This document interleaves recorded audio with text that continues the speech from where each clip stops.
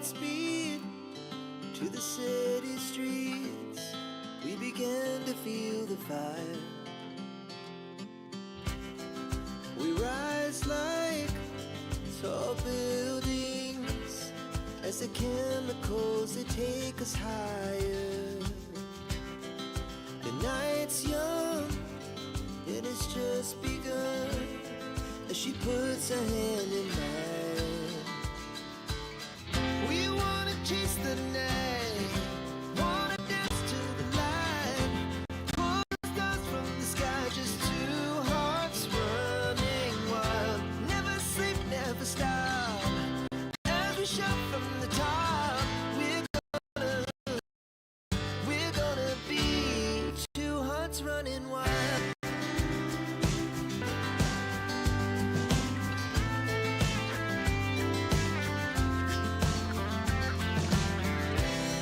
Now the morning is the afternoon. We lay awake in bed. The laughs so loud as the hours pass. We're gonna do it all again. We wanna chase the night, wanna dance to the light, pull the stars from the sky, just two hearts running wild. Never sleep, never stop. Good afternoon, everyone. Hopefully, I realized I actually didn't check, but yeah, I should have audio. Hello, everyone. I hope you're having a great day, great morning, great afternoon, great evening, wherever you are in the world. Here it is Wednesday. It is 2 p.m. Central European Time here in the Netherlands, and I'm going to hang out with you today to hopefully continue on my LapsangTea Shawl. We finished up a row last time, and we are very close to a new color change, as you can see here on the cake. Very close. Yep. I would say today this camera is actually pretty kind to me and the display of colors. But we have obviously the cake we're working on and the shawl. I just folded it up a bit to, well, easier have room for it. We are right now working on a row of popcorns and double crochets, so it is pretty straightforward. Let's see. Yeah, that should be the right front. It is a gorgeous, gorgeous, gorgeous, gorgeous. Not much more to say, actually. I'm using an F hook, so a 3.75mm crochet hook. It is a Clover Soft Touch. Personally, I really like these hooks. It is individual, obviously. I do have the knife grip, and maybe that's why I enjoy them. The only thing I might wish is that they were slightly bit longer in the shaft, because they are a little bit on the short end. But generally, I quite like them because I think this shaft here is so buttery smooth in the yarn. But there's that. So I think we should get going on the crocheting. I was just trying to keep track of everything right now because, well, I guess it's a busy day in the other end. So let's pop over to my dual camera view here. Ta-ta. And then meanwhile, we will pop this friend down so you can get to see what we are doing. It is slightly bit lighter here, so what I probably need to do is I need to darken up this.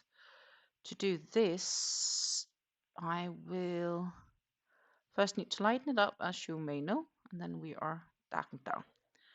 So we are, as I said, working on this row where I'm basically just making a bunch of popcorns in between all of those double crochets. And we are heading towards finishing this third repeat of the pattern. And given the amount of yarn I have left, we can definitely also start on a fourth repeat. And then we will just have to see how far we get. I am about halfway through the cake and I've done 3 repeats.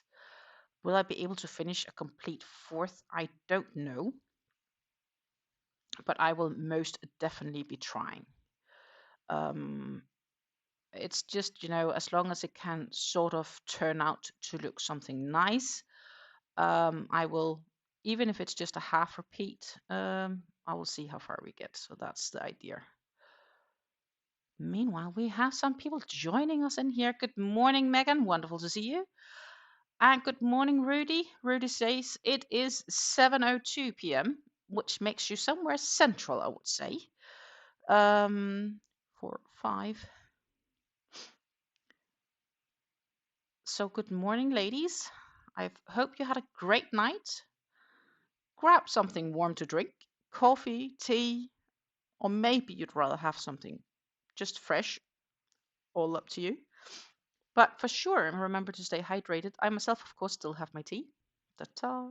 Today, my tea, right now it's very warm, so I'm just going to let it stay for at least 15 minutes. But it is a black forest fruit tea. So it's infused with forest fruits, basically.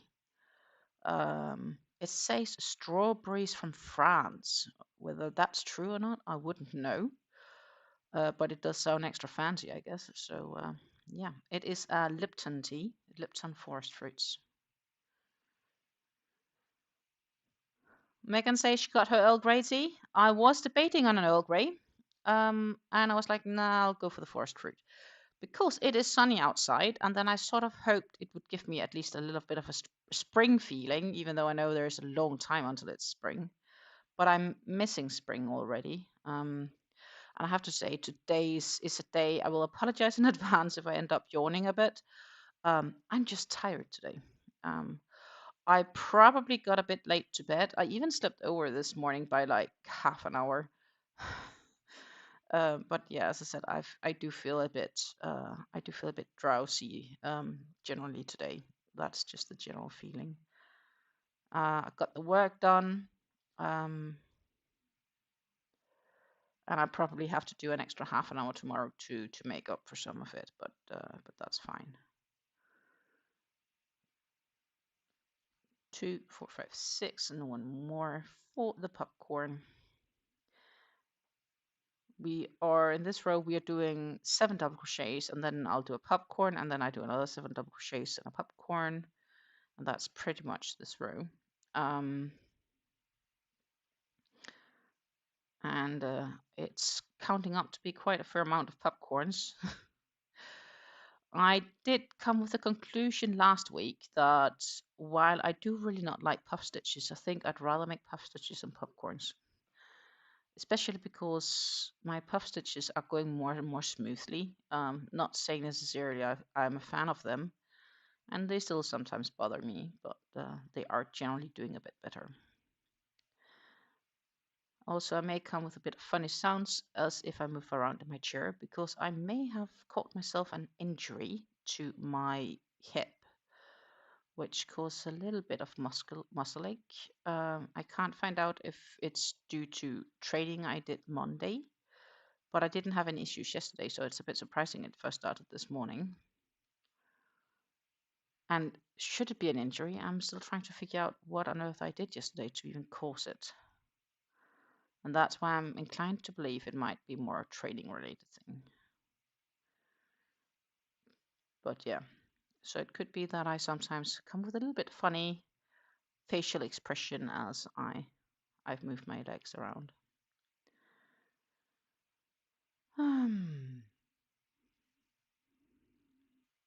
But yeah, a good Earl Grey, there's nothing wrong with that for sure. I think tea and crocheting just matches up really nicely.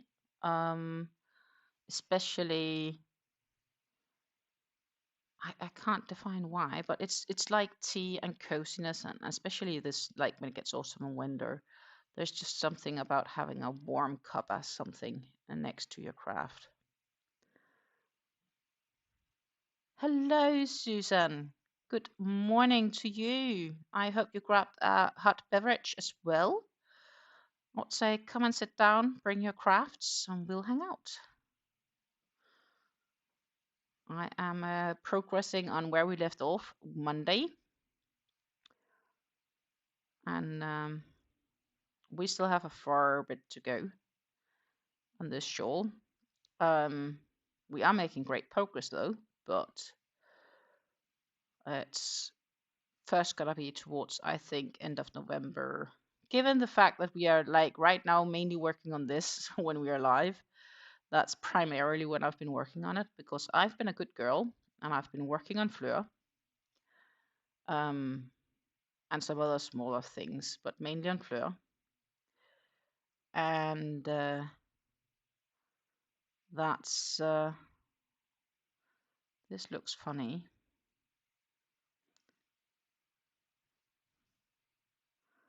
I'm gonna redo this one just because it looks funny as it is.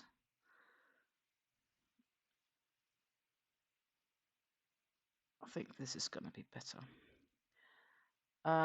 So yeah, I've been working on Fleur, which I think is really good. Especially given the fact that I want to finish it up, right? But it does take time. Like it's a project I don't just quickly pull out to work 5 minutes on here and there. It's a project where I start sitting down, I need at least half an hour, preferably longer, because it's just so big to sit with.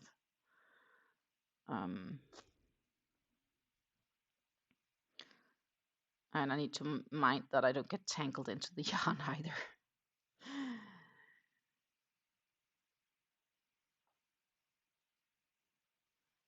Let's see, 2, 6, 7, goody, goody.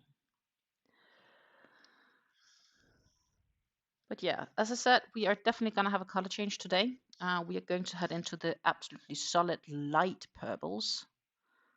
And yeah, then we will see what's going to happen next.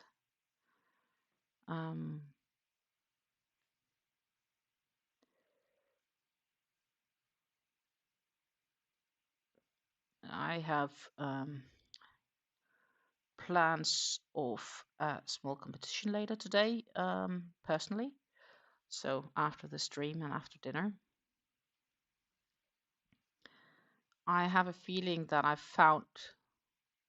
finished analyzing my performance Sunday, and it helped being on the range yesterday evening to help conclude where some of the issues are, and I think I might know why. So I feel slightly better since yesterday regarding my sport, so that is definitely positive. So what are you ladies working on today, or are you just hanging out with me while I chip along?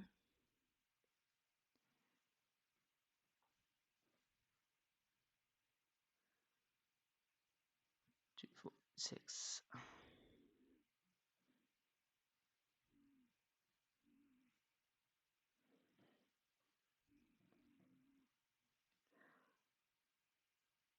And if you have questions, always feel free to ask them. I am happy to answer and reply. Here in the Netherlands, I think it's pretty warm for the year actually. I remember as a child we had snowstorms sometimes early November. Usually that's pretty early though, even in Denmark. But in comparison, this is pretty warm. 2, 4, 6, 7. We could just shortly check in on Nightbot. He could provide us some local weather. You should say it's sunny because I see blue sky. Megan says she's in the office working, and I am running on in the background. I very much appreciate being able to keep you company, and I hope you can keep concentrated while I'm chit-chatting along. Here in Nijmegen, or well, not far from Nijmegen, it is partly cloudy. I would rather say it's partly sunny, maybe, I don't know. With a temperature of 61 degrees Fahrenheit, so it's about 16 degrees Celsius, wind is blowing from southeast at 9 miles per hour, and the humidity is 59.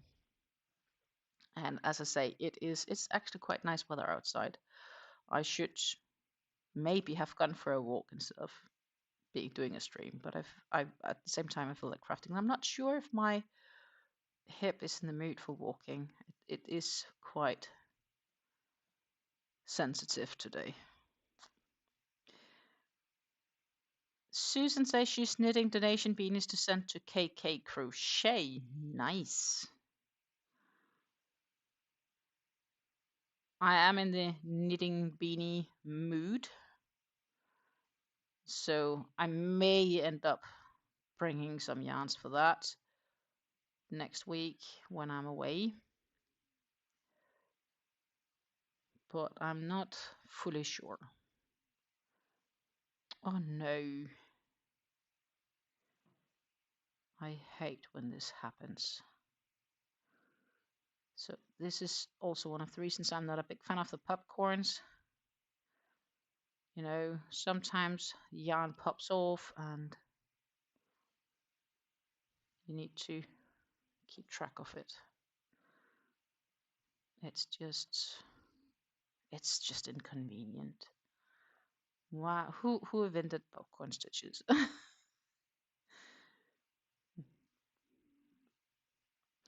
In New Jersey, the weather is sunny. Nice. We like sunny. It's currently 40 degrees Fahrenheit, so 6 degrees Celsius.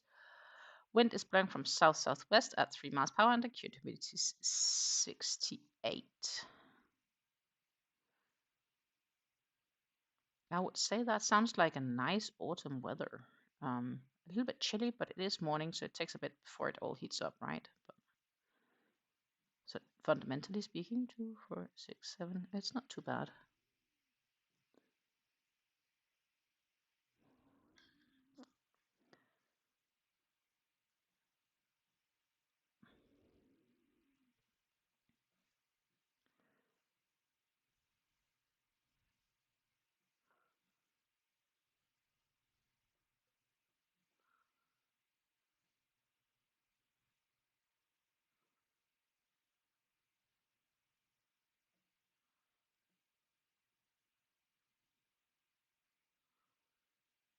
Ah,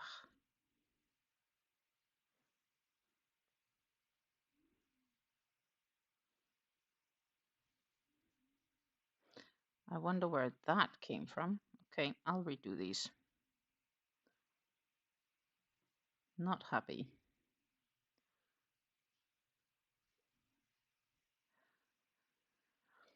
When do I anticipate completing Fleur? Yeah, well, that is a wonderful question. I don't know. It takes a while. I've passed row 100, by the way. But there's 129 rows, and each row right now takes like 2.5 hours.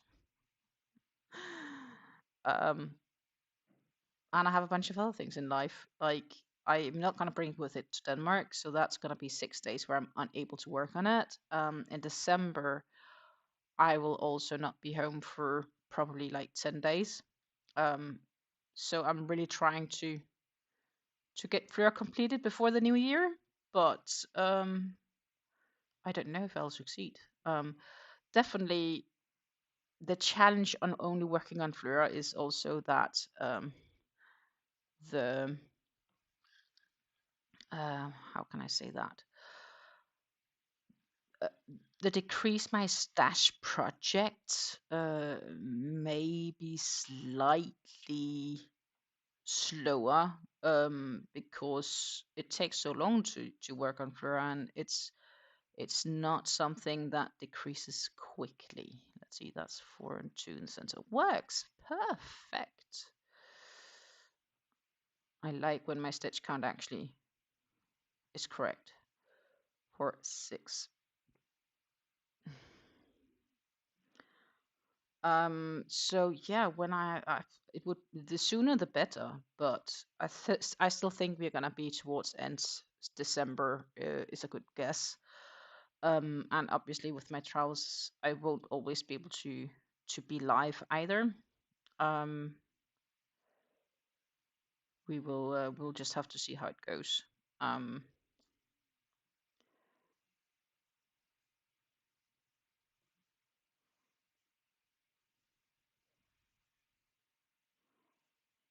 2, 4, 6. So yeah, December is probably the end. December is probably the most realistic, but if I somehow magically manage to do it quicker, then that's where we're heading. Like until maybe a few rows ago, it was big, but not so big. I couldn't like just move it around each side while I was working on it. Now basically I work aside. I have to get back on the chair so I have enough space to kind of flip the blanket around to the next side to keep working on it. So it is it's definitely growing to a size where it's slowly also getting inconvenient to work on. Another reason for me wanting to complete it as quickly as possible. But yeah, I think it looks nice. I am into the French navy color, so that is a blue. And you can get to see it on Friday for Friday's Yarn Talk video. We are gonna get an update on it. But reality is just it's not progressing as quickly as I want. I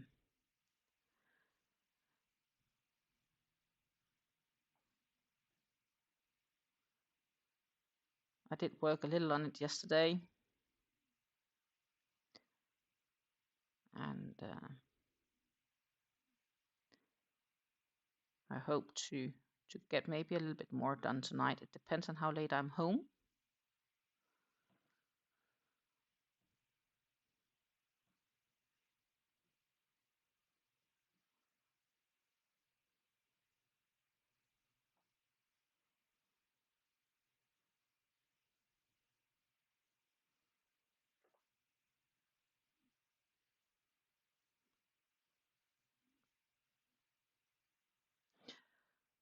But I'm just so surprised how quickly some people seem to be able to work up mosaic crochet. It looks gorgeous, but it's,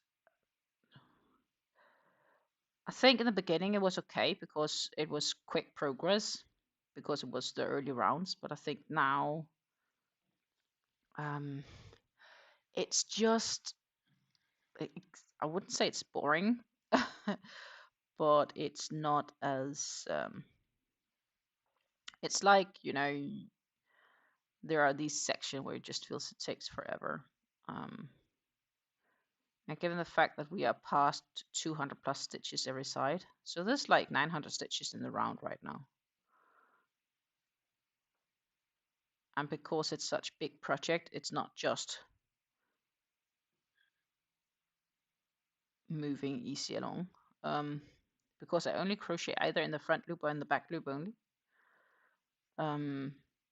Which then also takes more time than, for example, here, where I have the section where I just need to do double crochets. That goes much quicker than doing double crochets in the front loop only. Because you need to make sure you only enter that front loop. It just takes time. That's just how it is. And it's probably taking too long compared to what was needed. But let's also say, I had a period where I didn't work on it this summer because it was too warm, and the same basically the summer before. Sitting with a big blanket is not so nice when it's 30 degrees and you have no air conditioning.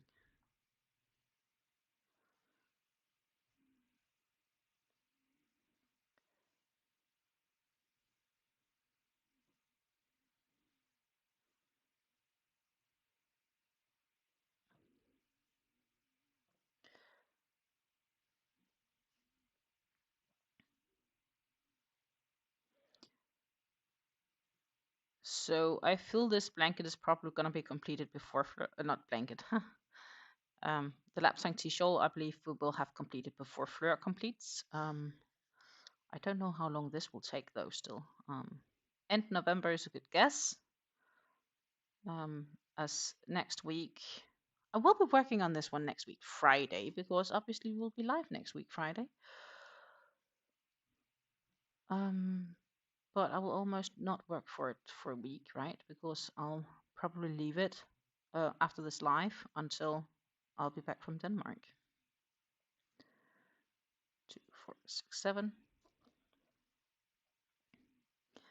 Hello, Revenant. Good morning to you. Hope you have your hot beverage next to you. 30 degrees is either the worst of times for making a blanket or the best of times depending on the weather you're using. Fahrenheit or Celsius degrees. Well, Celsius degrees in my case. And yeah, that's pretty sucky to work on blankets in 30 degrees, especially, as I said, if you don't have an air conditioning.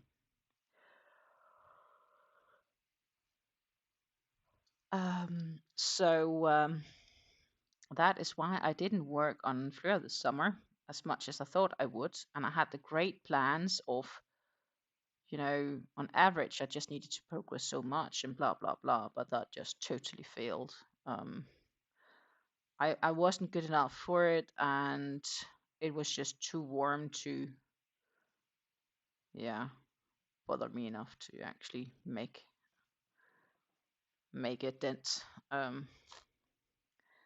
And then as it got warmer, I got more behind, and I was like, okay, it's just not gonna happen until it cools down, which I kind of accepted. But that's also why I then now made the choice to say I have to focus on that only. Except it's just not a very practical project here for being live with Fleur, because I really need a lot of space to work with it. My goodness, look at this one. I would say that we have a gonna change up very soon.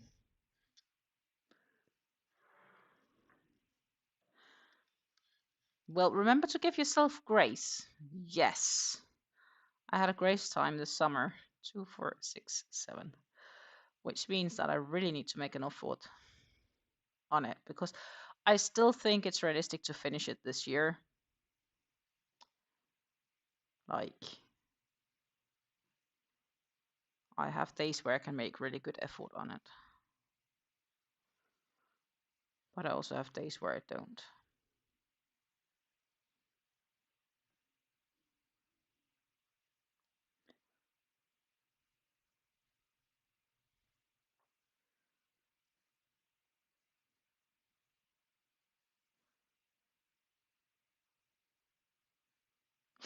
This is where binge watching series come in handy. I'm taking a short break from finishing up all of the episodes of Bones. 2, 4, 6. But I need to restart that once I'm finished whatever I'm watching right now. And I only stopped it because I wanted to watch The Witcher. And I watched those 8 episodes. And then when I wanted to go back, then my partner was using my subscription to watch something else, so I couldn't go on continue watch what I was watching, because we only can use one device at a time, which is okay. It's more annoying, but it's okay. It's what it is. And then I started on the series I'm watching right now, which I do believe is named 1884. It is the prequel to Yellowstone. So it's like an old fancy Western thingy. And so far I think it's pretty okay. It's nicely made.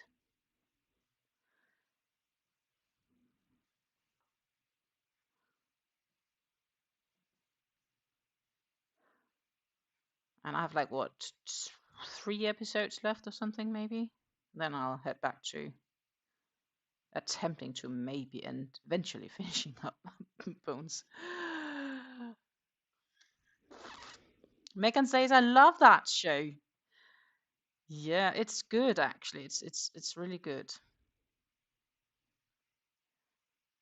1926 is so good too. Harrison Ford and Helen Mirren. Oh, that sounds nice. We'll have to take a look if that's available somewhere to me. Um,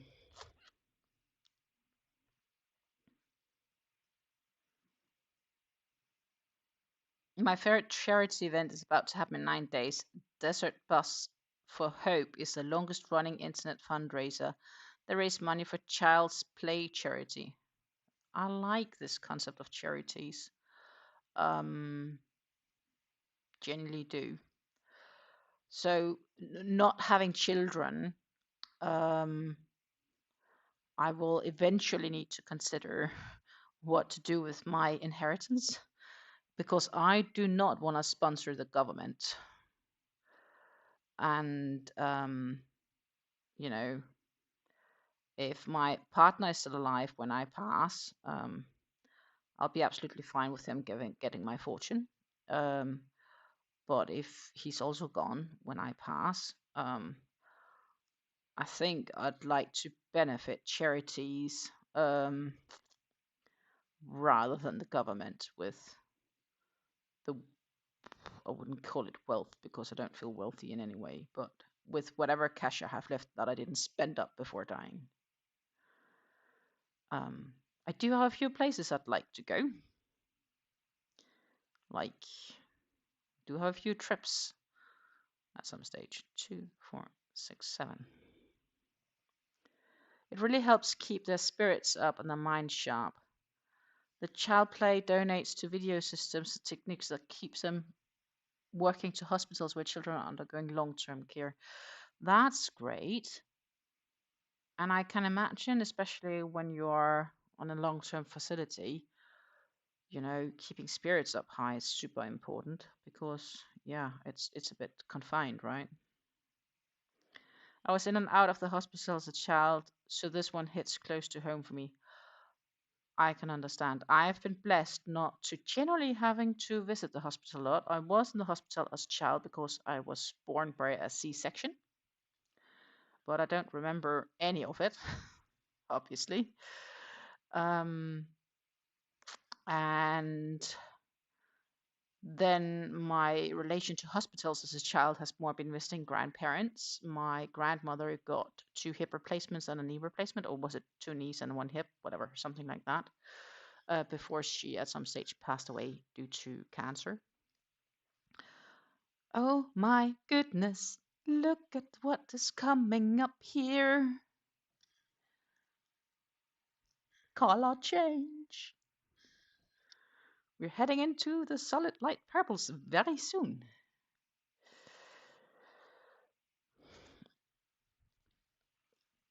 Oh, I should find a wheel to spin. Do we have one?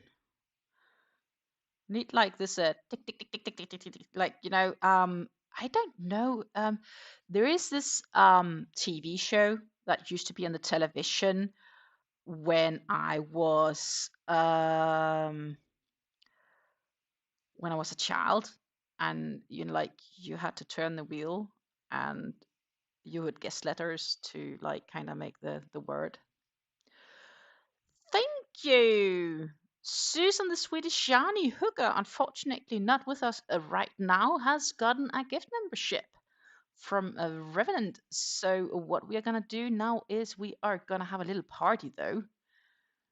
Because thank you so much. Definitely not needed, but very much appreciated.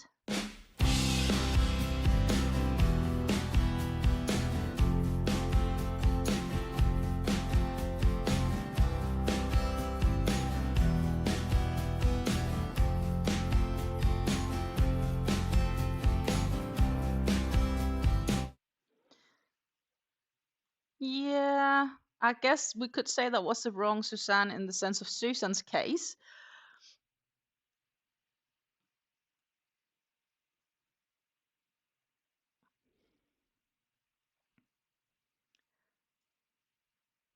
So yeah, there was this I don't know if I wonder if I can find a photo of it. There should be something somewhere. Ah, photos. It's an old photo, but it's the sort that matters. Gonna pop over here to see if I can show you guys what I mean. Ta-ta! It's like this big spinning wheel. And in this case, it would be related to Danish crowns, but you know, you could put any amount on it and say it could be dollars. And you would spin the wheel and you would have to guess letters. You could either do consonant or vocals. So, if you say, like, you have a letter of whatever, 10 letters, you don't know any of them, and you would have to guess letters like, you know, like say an E, and then there are 2 E's in the word, and you will get the value of the amount you got on the wheel related to them multiplied by the amount of letters you got correct. If the letter isn't on the board or you can't guess the right word, the turn goes to the next player, and that will go like on and on and on. I don't know if you have this game in the US, but yeah, the Wheel of Fortune. Yeah, exactly. And it has this like very classic noise when it was spinning around. I remember that. That's a long time ago though. But I remember it from like begin 90s maybe. And 80s, begin 90s. It's a long time ago, but it was. I have fun memories. My grandmother used to watch it all the time. It probably started in the US. It probably did.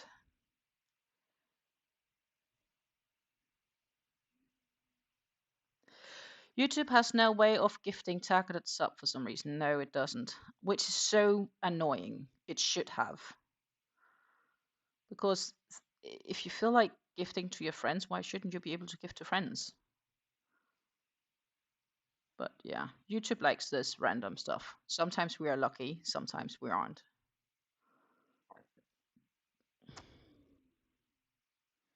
Popular game show of senior citizens. Honestly, I wouldn't. I didn't mind playing either because I would also try to guess the words. You know, it's like who wanna be a who's a what's millionaire? The who wanna be a millionaire and become a millionaire. Or, you know, it's also a quiz show where you need to guess A, B, C, or D. I like quiz shows, and I probably also would be good at the lykkehjulet, I guess, but not super. Look, we have the color change. Da da da da! Heavenly sound. Imagine. Please imagine the heavenly sound that just came um, together with the color change. I still need to. Maybe that's my future me. I should get this stream board, and then I can have these random sounds being played when certain things are unlocked. That could be pretty cool. But again, it's one of those things that's like nice to have, not a need to have.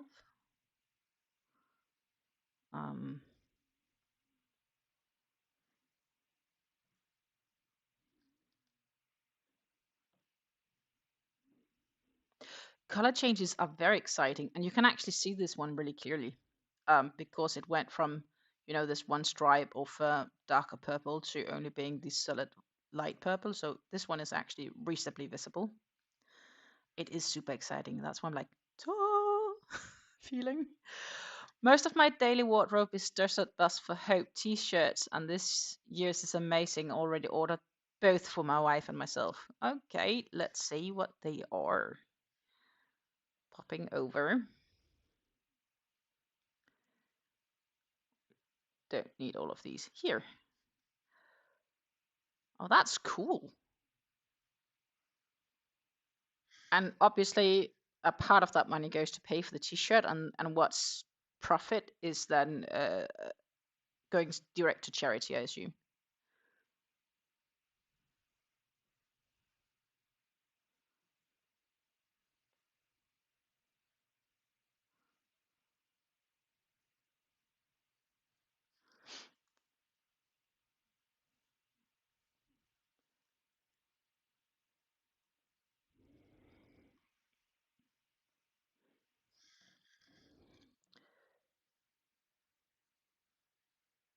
Susan asked what the meaning is of the shirt. Half of the money goes to the charity and the other half strictly to pay for the shirt. Yeah, that makes good sense. 7.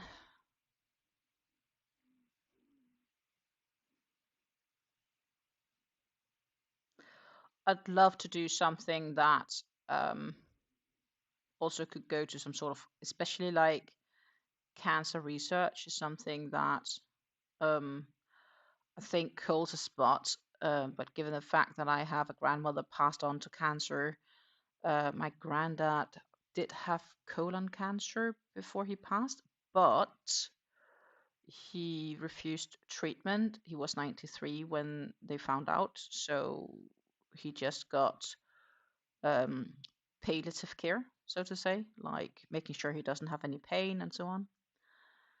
And then now with my mom, it's not exactly that easy.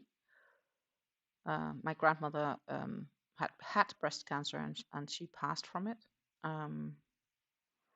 So that's probably something I'd love to do for 6, 7. Like, I'd love to make items or merch of some kind that somehow could benefit, let's say, cancer research or some other good reason. It's a cactus driving a bus.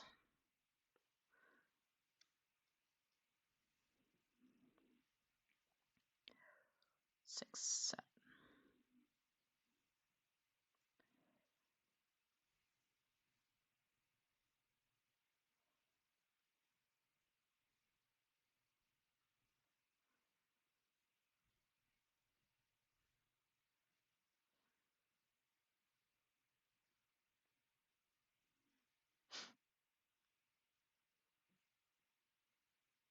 From what I understood, it's Susan. It's all related to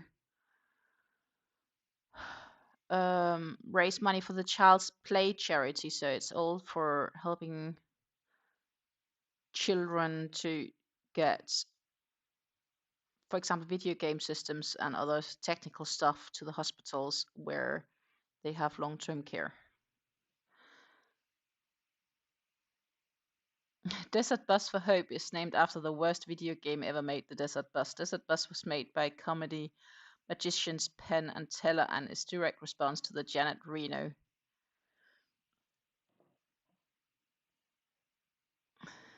claimed video games cause all kinds of things because of violence.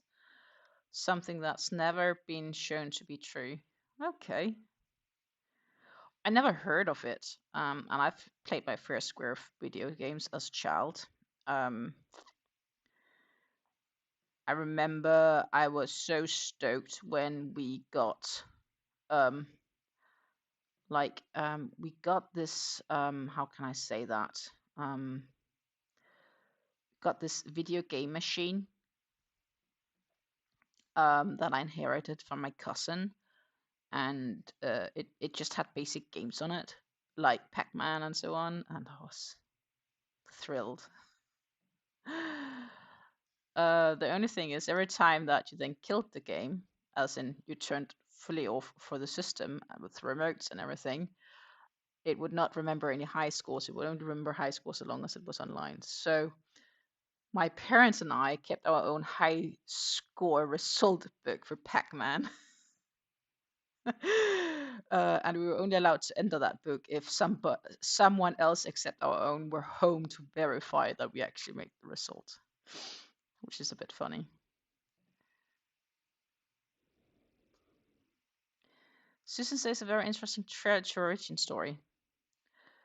Raymond explains, Desert Bus, you drive a bus in real time from Tucson, Arizona to Las Vegas, Nevada down a correctly straight road in a bus limit to 40 miles per hour with a slight list to the right.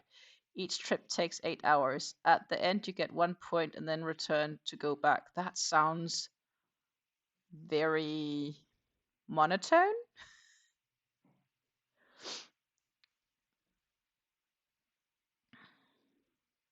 Hope doesn't take 8 hours like playtime to go all the way to the other end, because that's just like, who invented a game like that? Like, what's the purpose?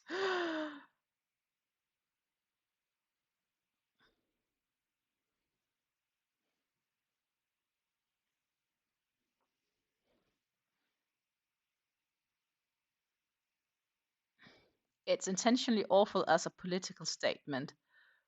And yes, it's 8 hours real time. My goodness. How does someone have the imagination to figure out something that boring? Like, I'm surprised. On that note, they're still working out who on earth is going to be our new prime minister here in the Netherlands after the vote elections last week. It's still on the table. We don't know who it's going to be. But as every year, some did better and some did worse compared to the previous elections, and we'll see. That's usually how it is. It's quick if it takes them less than 3 months. I wouldn't be surprised if it takes them a year. That's just to form a new government. That's a downside, I guess, of having multiple parties, even though politically seen, it's good for the diversification. But due to it being so diverse, the challenge is for the parties to agree. Like, they are now coming close to deciding who is going to be responsible for probing each of the parties with which other parties are you willing to work with. Like, this is how quickly it goes. It's been a week.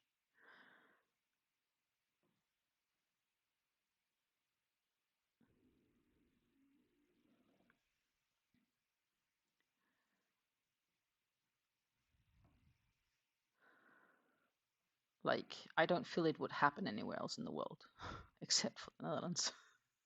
But I might not be true on that. But, it just, yeah, it takes time. So the charity event placed us at bus for as long as donations keep coming in. At this point, generally about a week in 8-hour shifts. The last couple of years, they have raised about $1 million, over $1 million. That's awesome, though.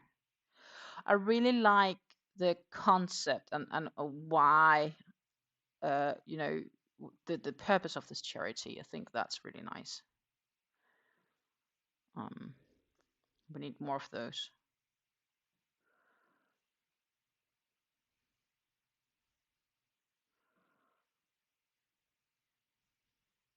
They also do comedy bits and dance to songs and other fun things. Assume while the charity is running. Cheers, by the way. Don't forget to hydrate.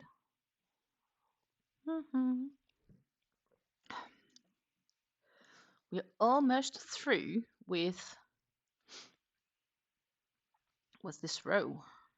2, 4, 6, 7, which means it's popcorn time. I feel like eating popcorns actually, now when we're talking about popcorns. But I have no popcorns. Well, I need to make them if I want to, and I'm like not gonna do that.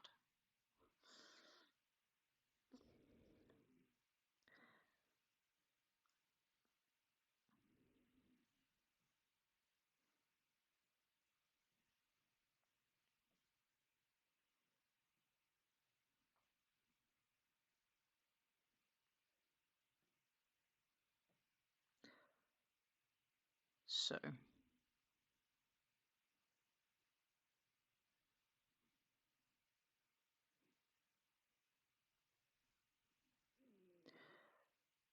4,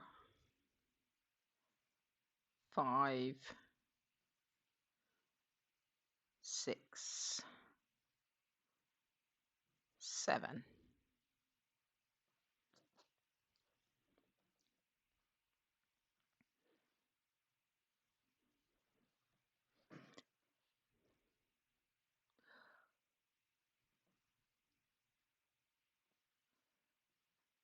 The crazy thing is supposed to be 16 degrees outside Celsius, and I'm still sitting in here being like, it's cold. And I think it's just the weather of the year that I quickly feel colder. even though it's not that cold. That said, I still haven't changed to my winter jacket because when I am outside, it doesn't feel cold. It's just when I'm indoor, it feels cold, which is actually crazy because it's warmer indoor than outdoor. I think my internal heating system is broken.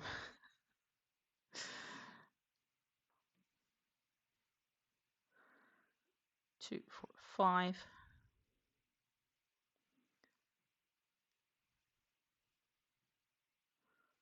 This did not go as planned, so we'll redo that one.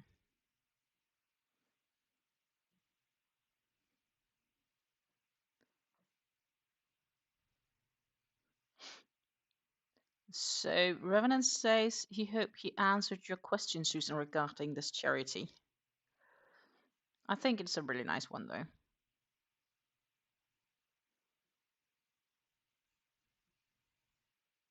I like this serving a bigger purpose concept.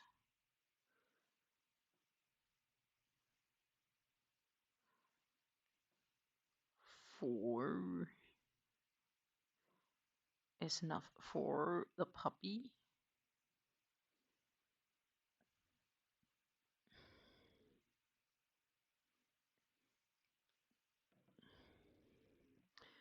DBFH is a lot to explain. Yeah. That I can imagine.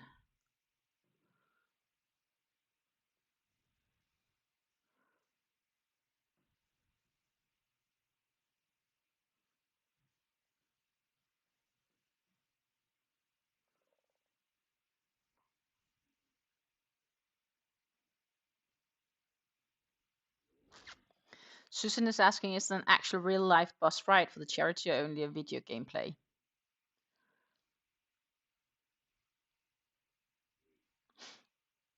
Which is a good plan if they also have a real life bus going at the same time.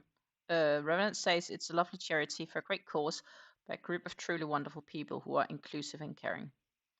They did rent a bus one year, but it is a video game. So they have like a live stream where you can like kind of follow them playing this game for as long as people keep donating or something like that. You know, like it's like seeing those stream marathons for like there's a counter how long it will be live, and then for every X donation of whatever, like what they do on Twitch, the stream length will get extended. So you can sometimes see these marathon can take weeks. I guess maybe something similar to that. They live stream on Twitch. Okay, so it is similar.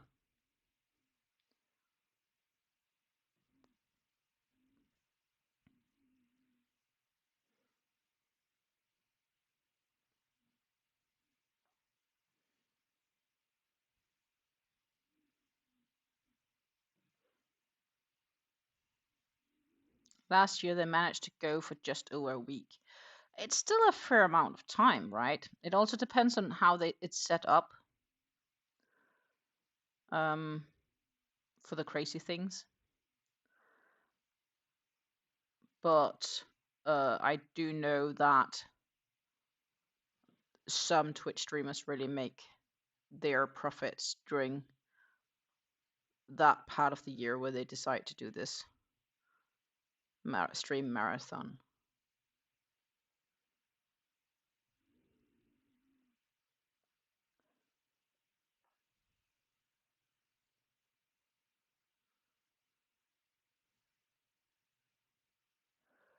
Two, 4, 6, 7.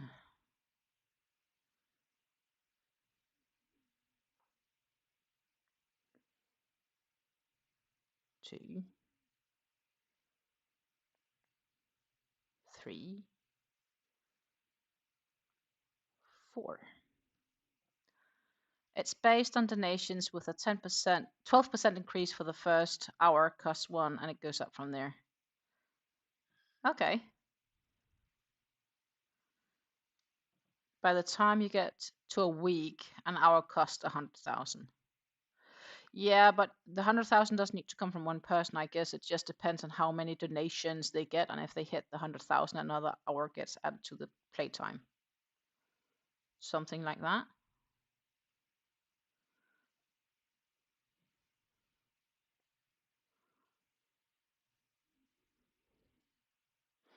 It's cumulative donations.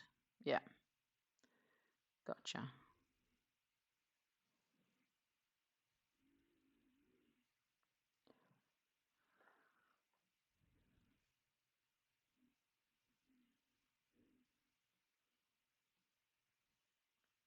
Two, 4, 6, 7. We really know how long this row takes with the popcorns because it's been almost an hour. Which is also why I say when I look at the yarn here and how much I have left, I'm like, wow. It's gonna be a bit before we are done, especially if I only work my stream days so far on this project.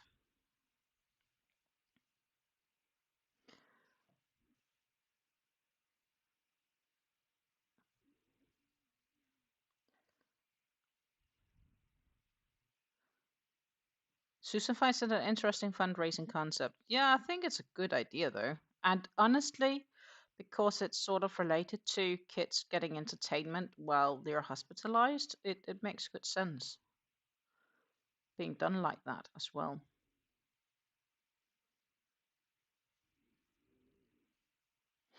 They have a lot of auctions and prize giveaways where you can purchase a raffle ticket by donating a certain amount of money, say $5.67. For every $5.67 you enter and get one entry in the raffle. That's nice too. Mm-hmm.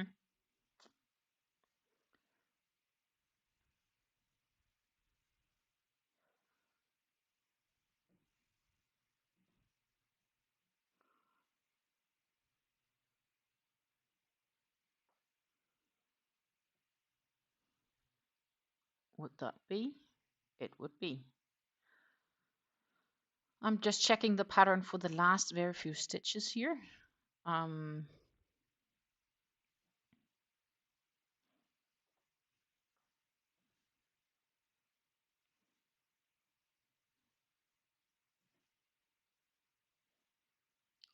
Like doing like a raffle would be super kind or cool too, based on live streams and so on.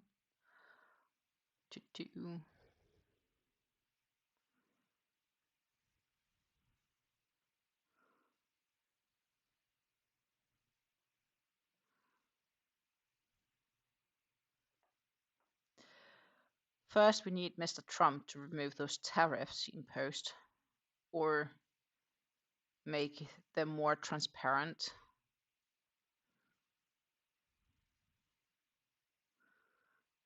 3, 4, and then we are at the end. Which, oh my goodness, my stitch count is matching. Yay! Small victories in life. This one is I don't need to frog. Woohoo!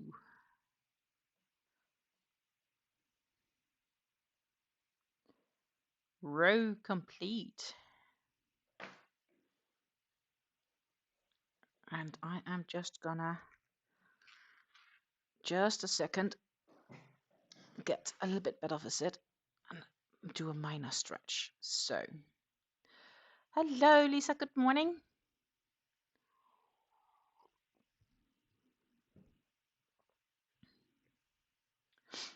Ronan says I moderate on the prize coordinator's home stream.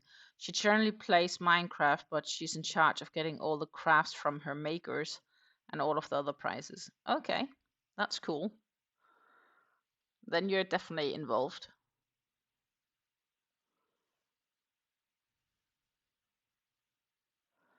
This yarn, it's a Standing Muffin Mini Luxe. So it's Muffin Mini Luxe is 90% acrylic and 10% Lurex. There is a silver thread going through it all. You can see it's sort of sparkly, but it's mainly when I move it you see the sparkles because else it's a bit static on screen. But there's this silver thread going through the whole from the start to the end. And that's the Lurex and the rest is acrylic. And it's going to be so nice when I block it. We all know that. Okay, now we are heading into front post, back posts. Okay. I should say this should theoretically go quicker because we don't have popcorns, but it's still a heck ton of stitches.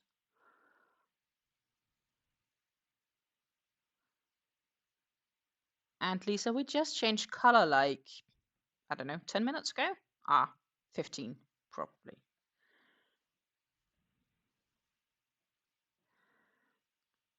So I'd say generally that it's going well.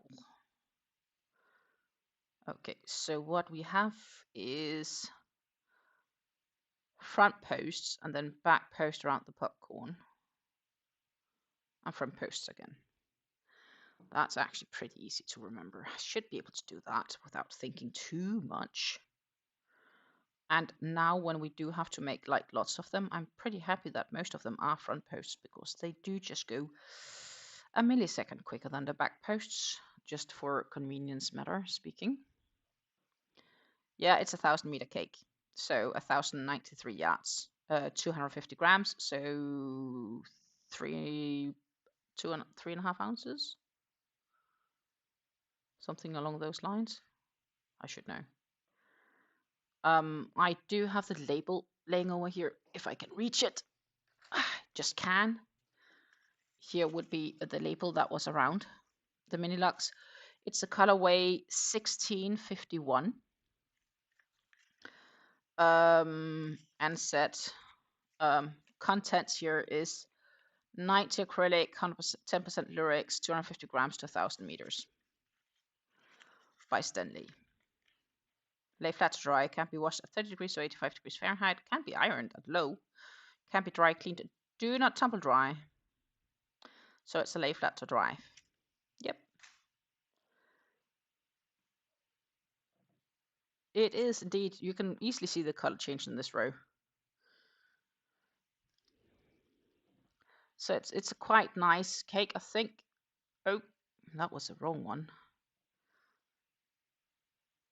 I just closed down for the chat. So now I can't read the chat, so I just need to get back in so I can read it. Give me a moment. Fat Fingers, it's called. I just need to get back in the studio. I should still be live with you guys. At least I didn't close down the stream.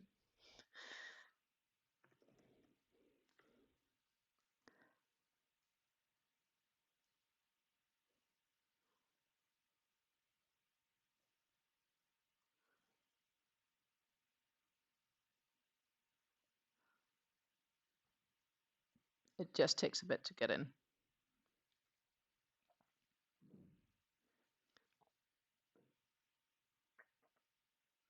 There we are.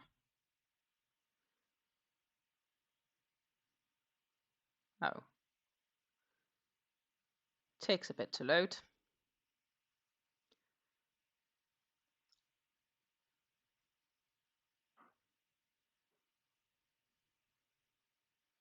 I can tie all this yarn so it's not a complete tangent. A couple of years ago, someone donated a heat blanket tracking how long it took to raise 1,000th every year Desert Bus had been going. The blanket was 6 meters squared by 20 feet by 20 feet. Wow. That is a fair amount. For sure. Let's just pop over to see if we can find the actual cake here. In Pletta store, it should be. I expect it to be, but if it could be sold out though. I did buy this muffin Mini Luxe. It's probably been a year and a half in my stash, a year at least. I don't know if I got it last summer, or if I got it earlier. And it's a colorway 1651, so it's right here. This is the one. I would say, compared to the colors here on the website, in reality, it's a little bit more diluted than on the website.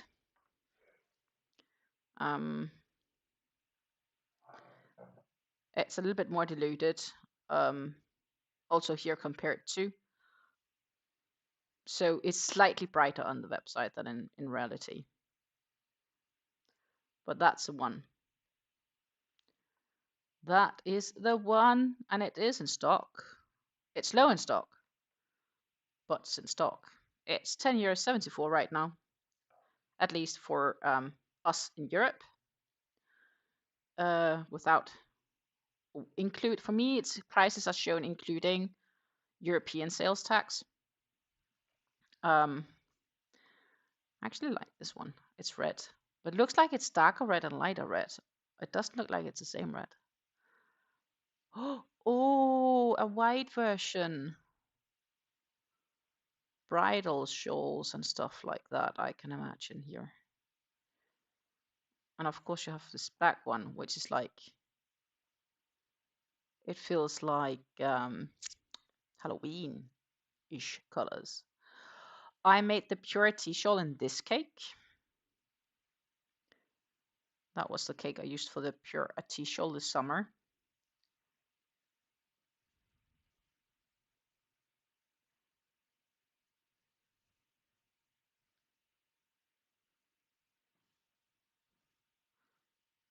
And I also have this one in my stash, if I remember right, and I should have one more. I like this one actually. I think this is a nice color combo too.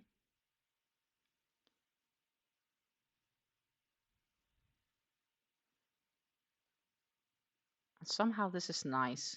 I have a feeling that these two sort of, yeah, golden lame, there are some of the same colors going between this cake and this cake.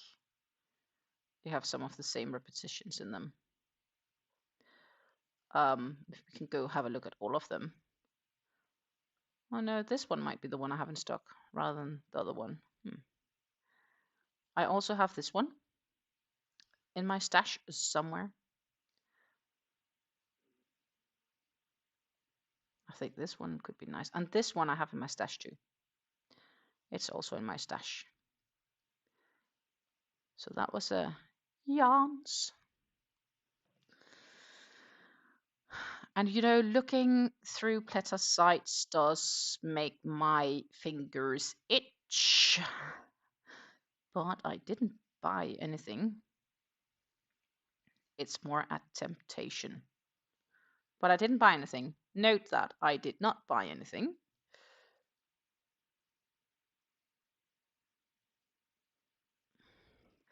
I have a mini luxe in the colorway 7212.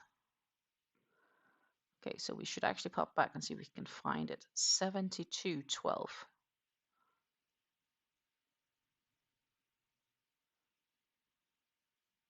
Not here.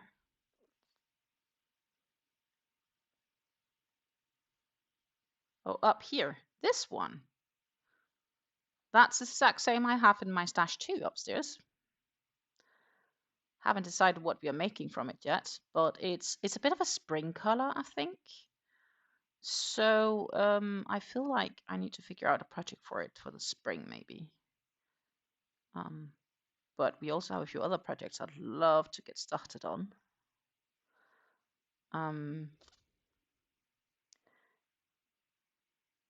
I think I've come to the conclusion that after I'm finished with Fleur, I will start on the Hat Collector Shawl as a long-term big project, because that is a big project indeed. And I will need to do that in either my Hobby Twister yarn or in my Stanley Muffin yarns, where I have some bigger muffins lengthwise that should be able to make a really large shawl. That said, I do believe the muffin may require a slightly thicker crochet hook, so it will automatically be bigger than the twister.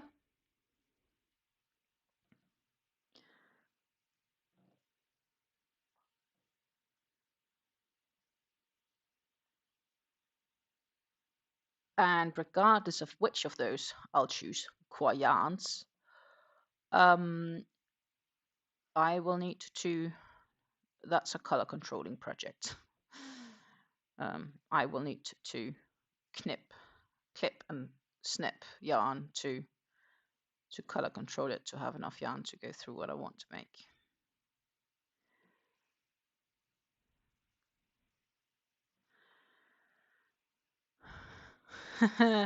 Ronan says I was good. Yeah, I think I was good too. I haven't bought yarn yet. Neither in November. I've been a good girl. Not even been tempted by Black Friday yarns. Well, that's not true. I have been tempted, but I haven't bought.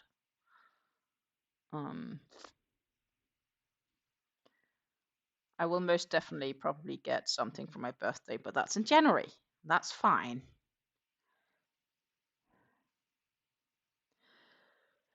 Rowan says, better than me, I bought some yarn this week, but in my defense, it was on clearance for 50% off, and the other one was a limited time, and I got it for 30% off, an additional 5 off from the voucher. Popping over to check. I have access tonight, so I'd love to share, but I cannot because I am not in the US. That is what I don't like about Michaels. Lisa says I got my electric spinning wheel yesterday. Congratulations, Lisa. Awesome.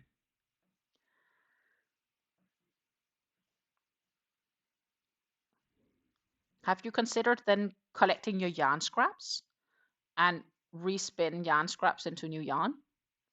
Like that's really a hype. And some of them actually look pretty well, even. So it's gonna be like Tweedish styled yarn, where I'm like, it's kind of cool. I wouldn't mind, but I also know that it's not gonna happen because it takes too long for me to create enough yarn scraps for that to be decent enough to be interesting.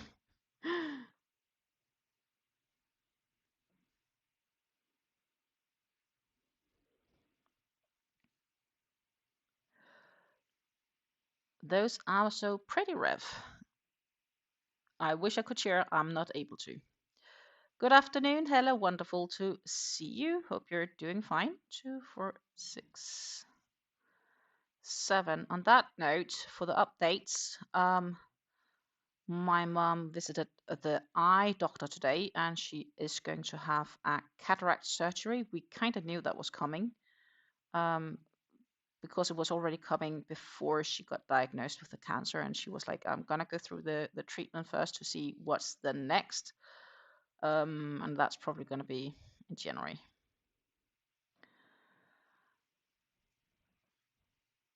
RHSS $5 gain today at Janspirations. I have no idea what RHSS is.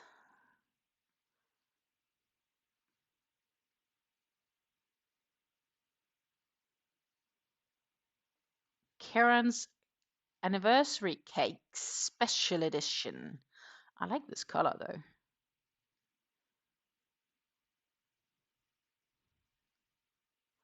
I think we had a look at them the other day, didn't we?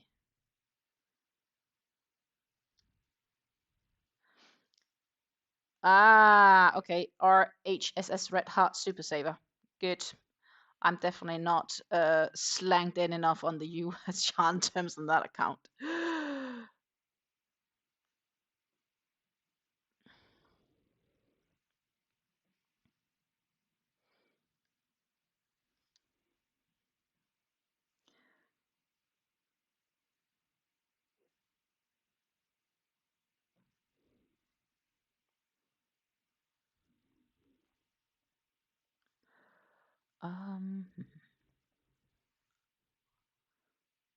Don't forget to hydrate, by the way.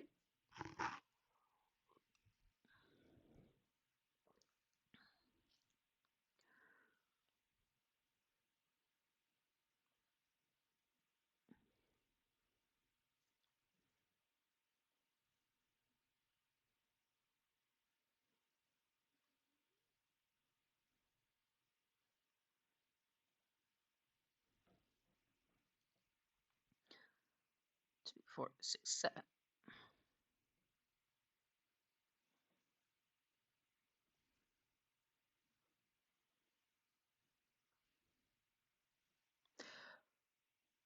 Yep, please remember to give the streamy a thumbs up if you haven't done it already. It's very helpful for me to get out to more people. We may pick some more Yanni friends. That would be awesome.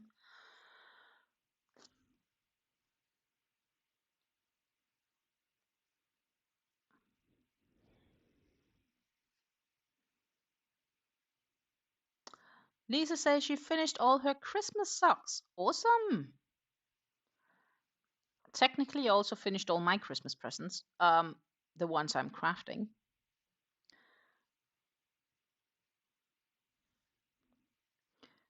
But they were a quick finish this year.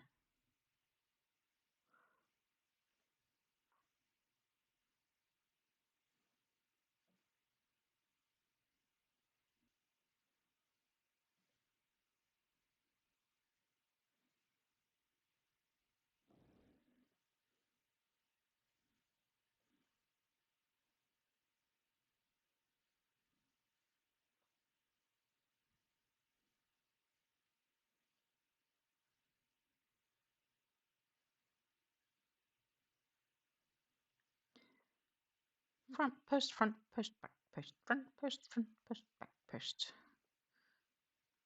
At least it's an easy road to remember what I have to do.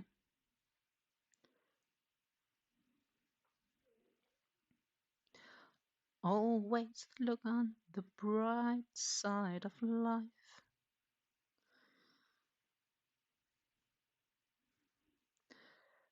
It's Monty Python, if I remember correct. It's a nice song though.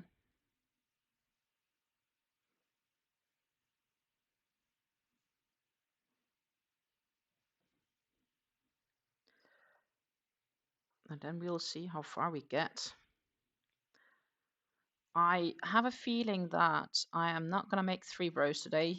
But it could be that I'll be positively surprised. And as I said, then it's going to lay still until I'll meet you guys back in like Friday next week.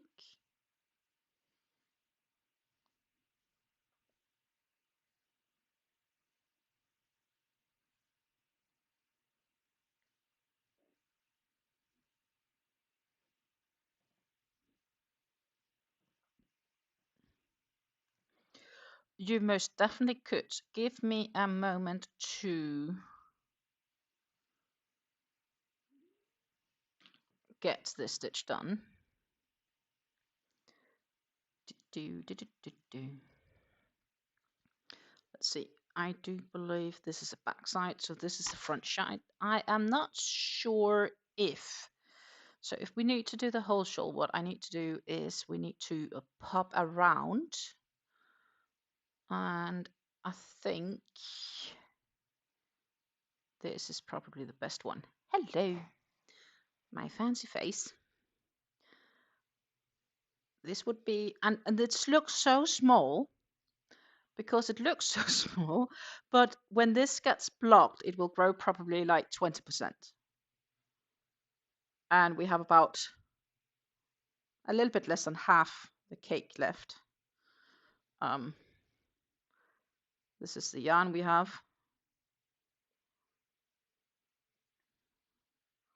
And we still have a fair amount to go. We are, sorry about the noise.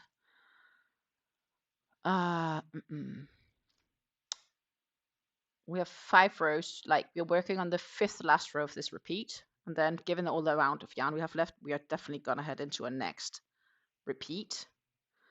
Or at least even a partial repeat, and we'll have to see how far we then can get. So it could be that some of it may end a bit earlier, but we will definitely make as much of the 4th repeat as possible. That's the plan here. I like to use up as much of the yarn as remotely possible when I do projects like this. And then the remainder of the yarn, if there's any left, I will stash away.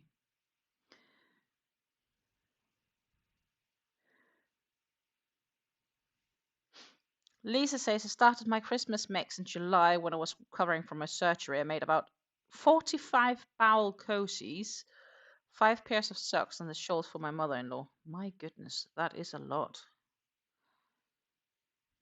But yeah, better start early than late, right? We'd rather want to be ready. I remember 2 years ago, I was finishing up the make I had planned, literally on the way in the car home, and the evening before and on the day itself, we finished up the last few bits and bobs. I made unicorns for my cousin's 2 daughters because they are both horse crazy, so to say. They love horses, bitten by a nice horse. And I thought it was a great idea. And actually, I'd love to make myself a unicorn, but I don't have the. But I'd like to make like a rainbow unicorn where the mane and tail is rainbow colored. But I don't have those yarns actually right now in my stash. I would need to buy them at some stage. And I don't want to because, well, we are shopping my stash, aren't we? Maybe if I get like a nice sale or offer on some, I'll do it one day. But right now, we are not. Susan says the shawl is looking great, and Revenant also says that's so pretty, and I thank you both so much for your compliments. It is gonna be so pretty, and it's gonna be even more pretty when we block it. I cannot wait for this one to be done. And it can be, I'm not sure, but maybe this is a project I can easily work on if it's just like I have 15 minutes available. So it could be that I'll do that now when we are having Fleur. It could be that I'll do that because Fleur, I'm only working for Fleur on 15 minutes. Like I spent 5 minutes even making sure I can work on it. That's how big it is. I don't have enough time to finish things on drive to Christmas gathering. It's literally the neighbor's house. Yeah, definitely no, you don't. I have a 9 hours drive when I go home, so if I need to finish up anything, depending on what it is, it's not totally unrealistic to do. It's plausible.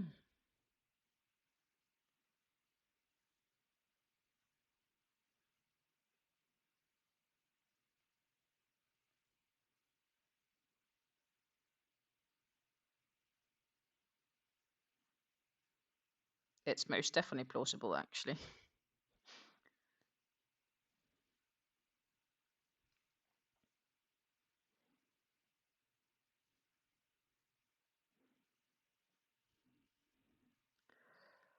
Um, but as I said, I actually finished all my crafts this year for Christmas. I just need to, what is it called?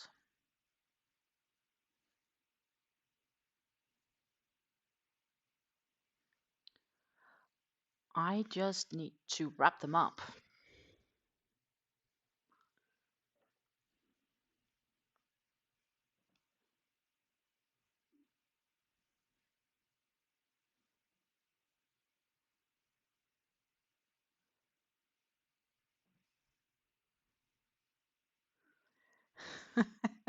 A 9 hour drive, I could make a lot in that time. Lisa says, yeah, that is the point.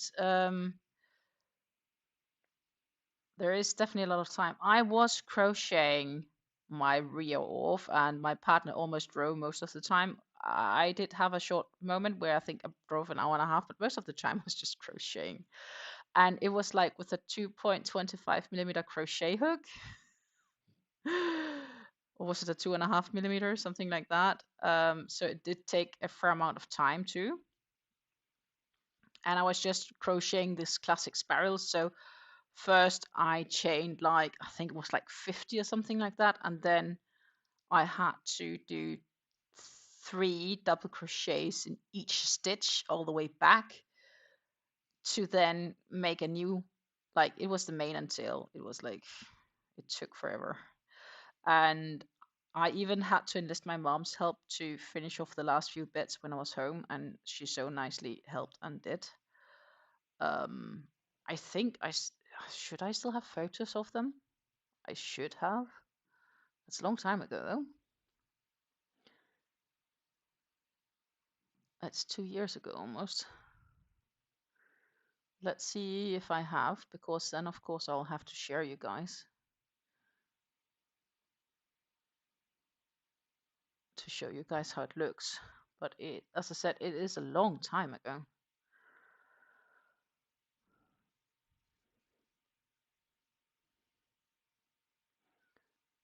It's longer. Maybe I don't have them here. Or maybe I do.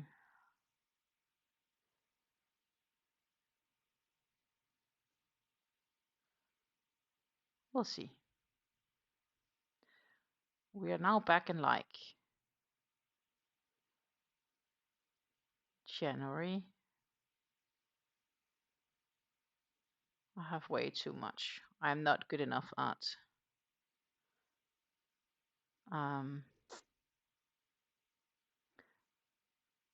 putting them in the right places.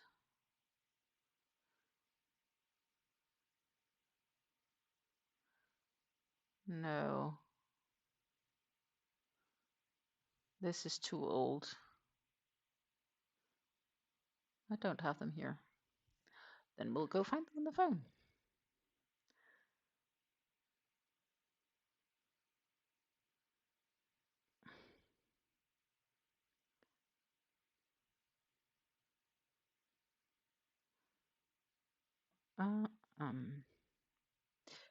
December 2023.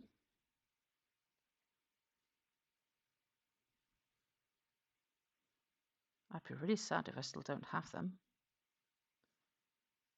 I don't. There they are.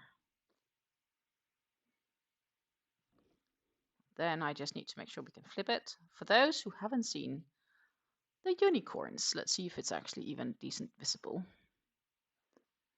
Ta-ta! No, it's not on this screen. We'll pop over to this one.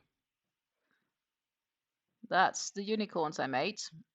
They had each their favorite colors. One were baby blue and the other one was baby pink. So obviously it was easy. And I made these 2 unicorns for them.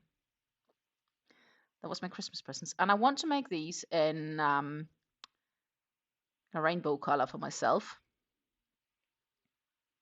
With really like a real golden horn. This is just like a strong yellow with a thread of gold going through. But I'd like to make like a real fancy one with real golden thread. That would be cool. So I'd like to make a better, fancier version of them for myself. Just for myself to have. That would be cool. That is my little dream.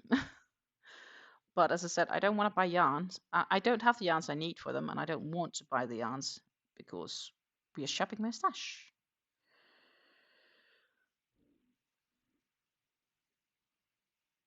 Right now, I need to, like, there is a lot of yarn to go through to get on the good side of things.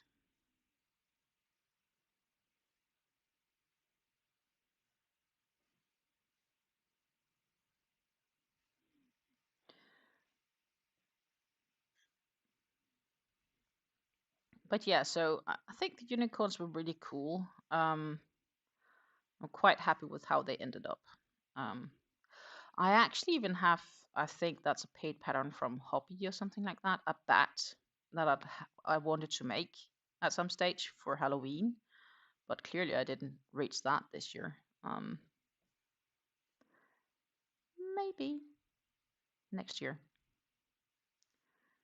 Who knows?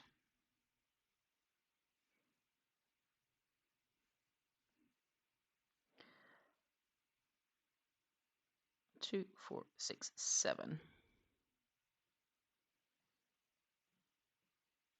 Ideas are plentiful.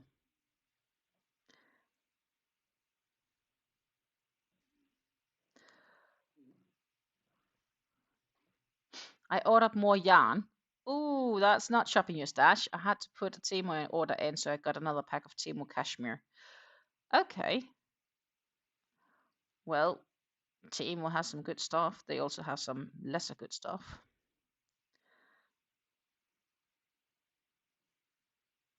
There is some of their stuff is just generally not recommended to purchase here in the EU, because they don't meet regulations. Basically, that means if you use something in your power socket that's not EU certified, and your house catches a fire, your insurance will not cover you. Not saying it will happen, but if it should happen.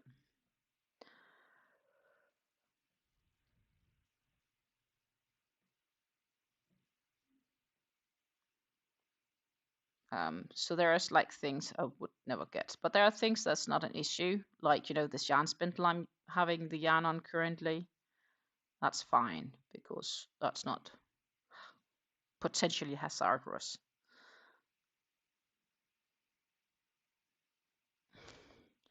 Lisa says, I don't believe it's real cashmere, but it's still a really nice yarn, so it's really soft. It's the same like their milk cotton is technically just a soft acrylic.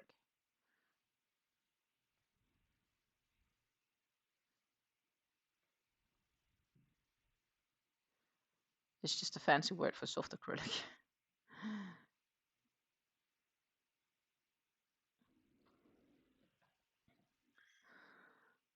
We are almost to the middle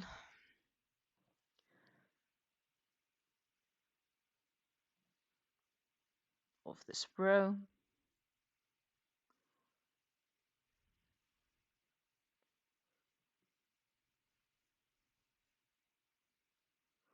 There is some sort of animal fiber in it. I've done a burn test. Okay. Yeah, who knows what? Could be a special Chinese animal.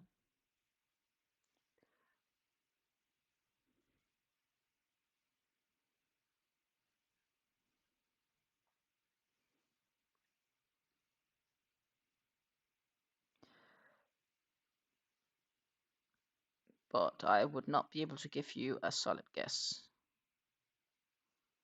as to what. There. Yak wool. Definitely a possibility.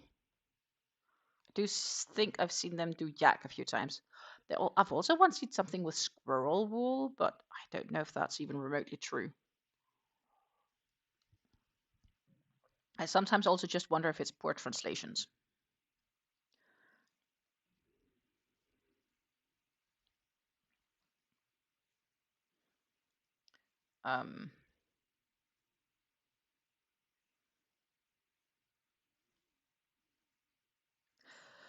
Which reminds me, I have this double layered beanie I'd like to knit at some stage. Maybe I should just get going on all those leftover 2, 4, 6, 7. This scrap pile I have laying, who just needs to be turned into knit beanies. That would probably help with decreasing my stash a bit.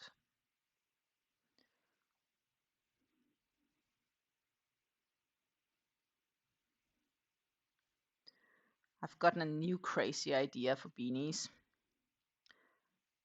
but I can't do it because I actually need more scraps to do it, and scraps of a specific kind. So it's pending, and I'll collect my scraps, obviously. 2, 4, 6, and then I'll have to have 2 regular in the center.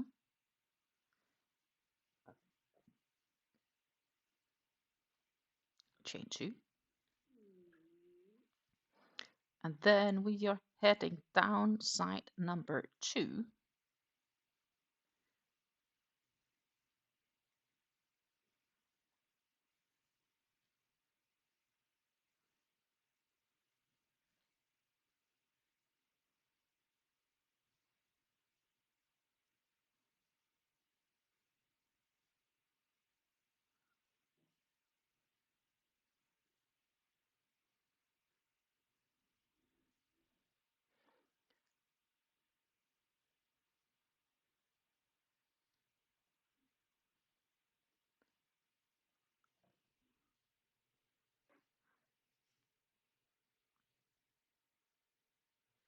And yeah, we will definitely not have a second color change today because there is quite a fair distance between these color changes, or the last half of the yarn is doing unexpectedly differently, which I don't think makes sense if that's the case.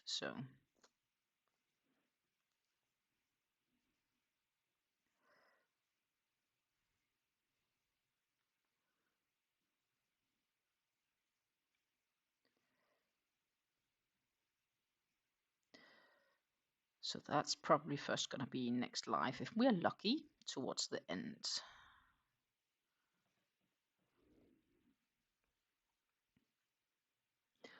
I do believe I could pull you guys a bit closer and I could sit a little bit more straight in my chair.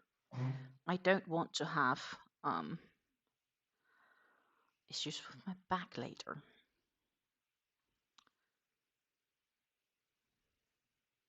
I have a feeling we might have a few new faces in here watching with us. If that's indeed the case, feel free to come and say hello. We do not bite. In fact, we are all very nice. At least, I think so. I should have probably popped up. It is a bit low. That's better, I think.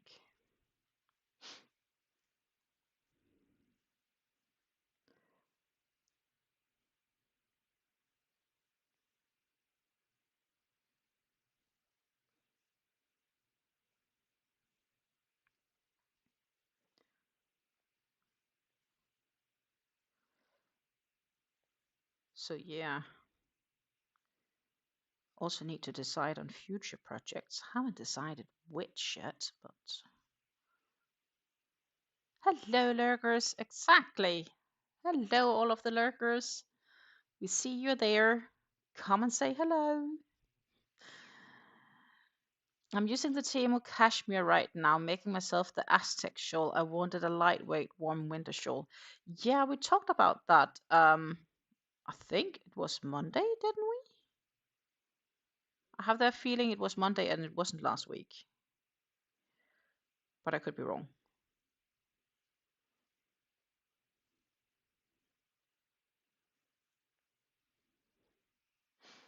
Yes, one full skein of that all-in-one granny worked up in the Fifi pattern. We are popping over to just check it out. Ta-ta. I like it. But it could also just be the colors that I like.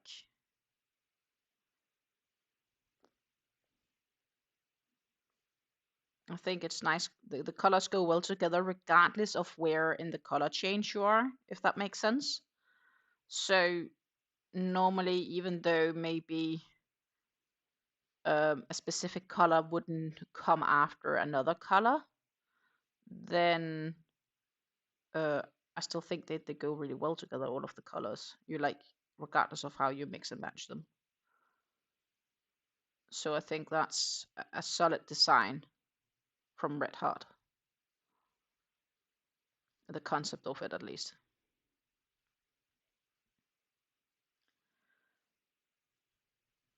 And Lisa says that's really pretty, and it is really pretty.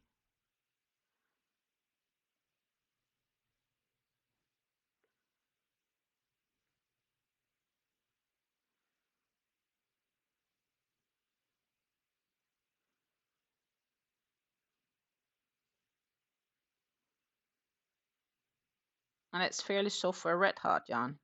That's good to know.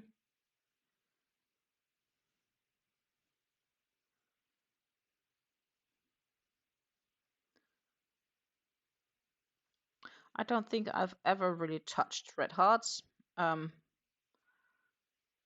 So I'd have to obtain it somewhere first, but it's not like I'm intentionally trying to, because, you know, if it's not the yarn, so to say, why would I make extra efforts? I'll seek it up when at some stage I might be lucky enough to go visit the States. And then we will see how crazy my partner goes when I say, honey, I want to go to the yarn store. I would probably do well by finding a yarn store that is next to, like, let's say a Starbucks, because I could dump him off for the coffee and then I'll go shop yarn for an hour and I'll be back. That would probably be the killer deal there.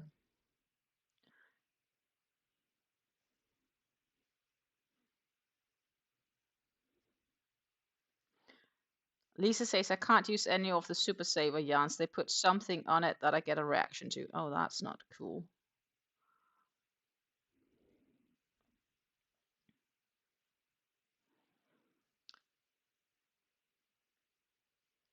I think it's Hobby Lobby yarn. Like, I have some Yarn Bee. I believe that's Hobby Lobby, right? And I actually like to get more of it if I could.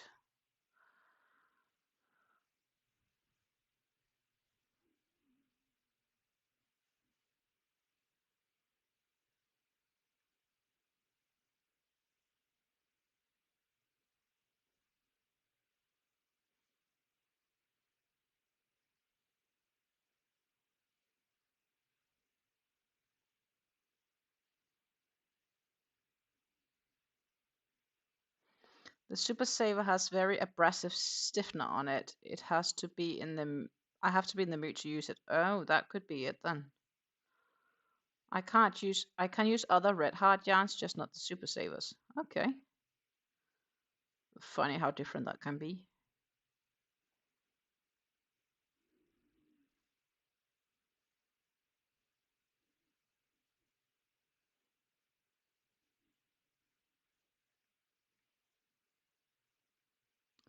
I obviously have no issues with it, but that's because I don't know better.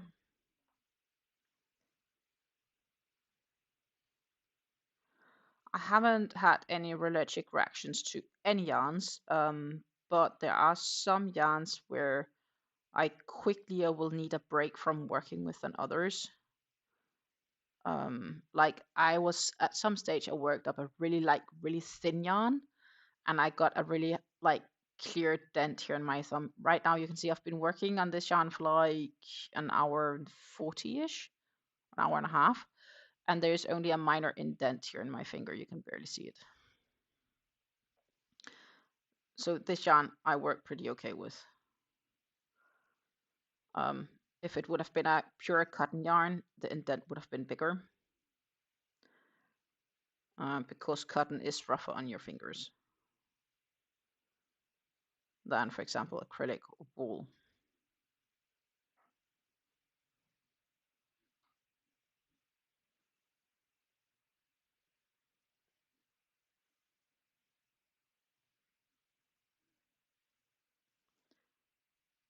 But yeah, I am most definitely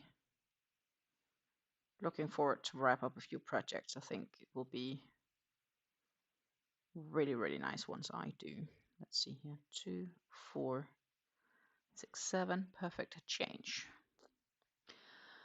So one of you ladies suggested me that because I do have some of these ice scrap yarns, which I don't know the length to, that I'll probably end up weighing it, and then take out 10 meters to kind of weigh to get an idea of the length I have in a skein. I think I'm gonna probably try that, but we're also not there yet, so to say. Then I have 100% alpaca, which is like a thin alpaca thread that I was thinking I could hold double with like 100% acrylic yarn to, let's say, make beanies, hats.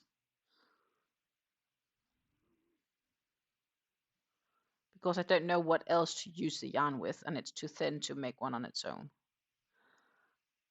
I would need at least, let's say, 2 or 3 skeins to, for example, make a small cowl.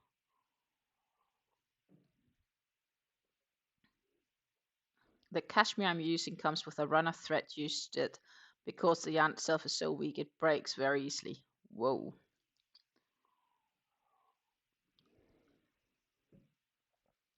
That sounds like a very tricky yarn to work with. I know what I promised also to start, and that's a real question. If we are crochet only on the live, but that cowl that Susan suggested, which I said I had the perfect yarn to knit, maybe that could be another project. But at the same time, it's also something where I'm like, it could be something that I could easily work on just when I'm doing other things, because it looks simple enough. 7.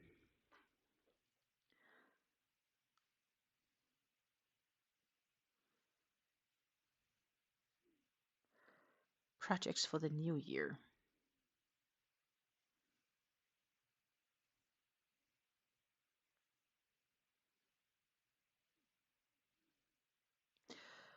I was thinking that the orange, yellow, white muffin that I have, Muffin Mini Locks, would be perfect to make a KME Crochet's Numena shawl, because it's like a half circle shawl. And I feel those colors would work absolutely wondrous like that. Because half circular shawls is like, it feels like, you know, sunrise or sunset.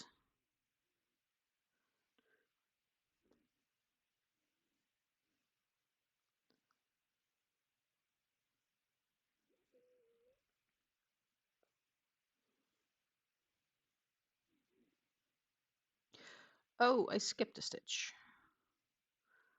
We'll redo.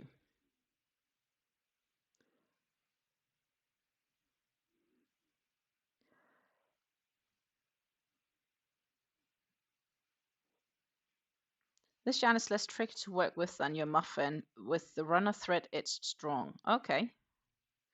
I don't feel this is too tricky to work with, obviously, because else I don't think I would have done it as quickly after the past one.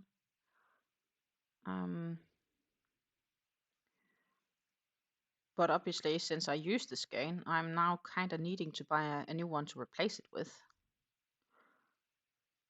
Once, that is.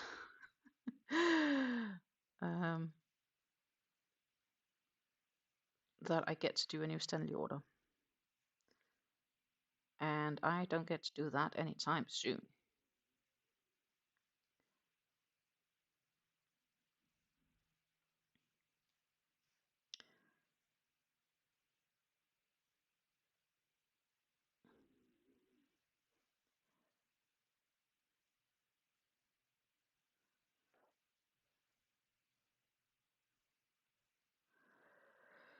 Four, 6, 7.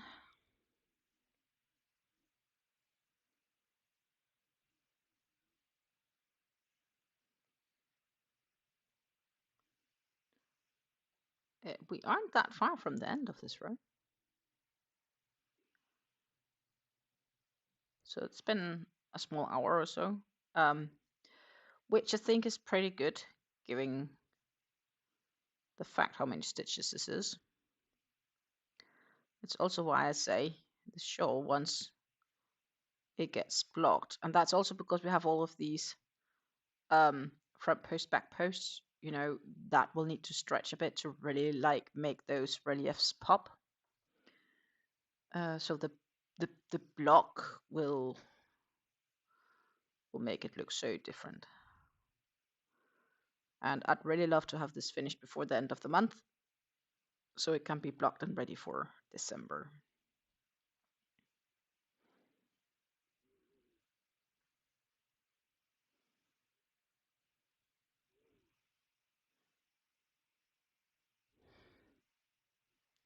I think you would really enjoy working with it if you put in another Temu order. I actually haven't gotten anything from Temu since last summer. I've also been good on that. I've been a good girl. June, maybe?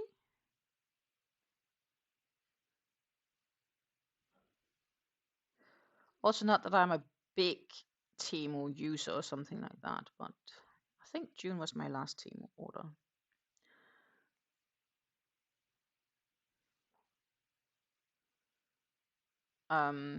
I found some Knit Pro things I'd probably put on my wish list though.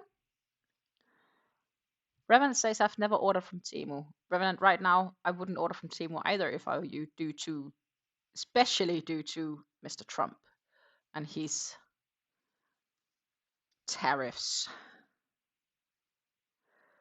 I think Temu has a few good things for value. I also think Temu has a lot of trash. The challenge is to find the right in between, if that makes sense. Actually, I know what my next project should be, and I think I'll probably have that for the next after this one. I want to make a vest, which means that I also have to craft some buttons to go for it, but that's fine. But I want to make the vest where I bought the yarns for that last winter, I think in December maybe.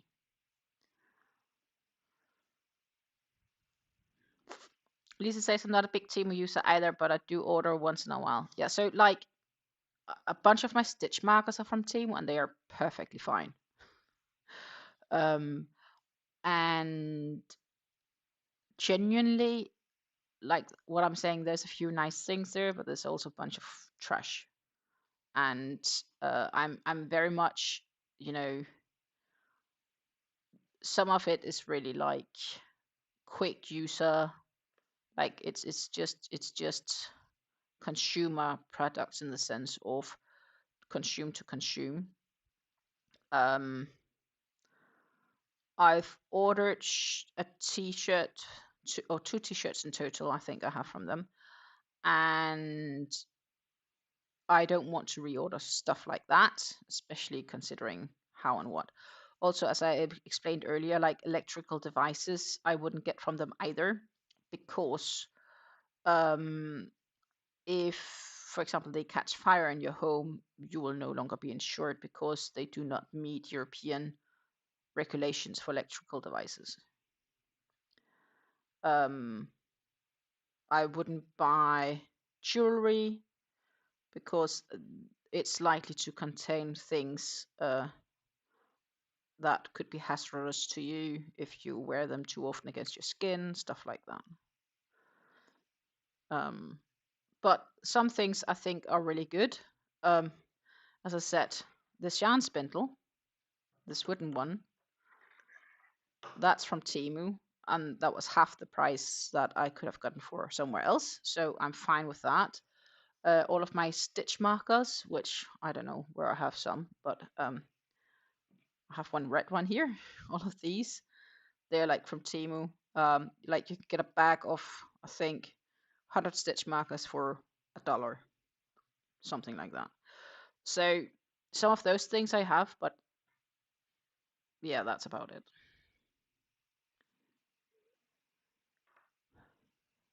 Lisa says I'm not a big Temu user, but I do order once in a while. And Susan will never order from Temu.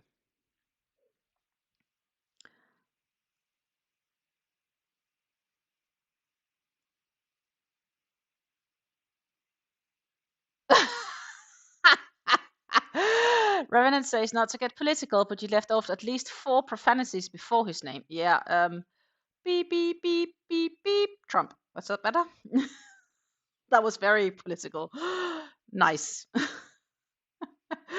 Susan says, I confess I ordered white Fury throw pillow covers from Shane a few years ago. Yeah, that's kind of the same concept, right? Shane and Temu and AliExpress and Alibaba and so on. Some of the stuff are good, but generally think twice. Wish is also a thing that's really popular in Europe. But sometimes you really need to think about what and why. And that's why I'm saying, like, you know,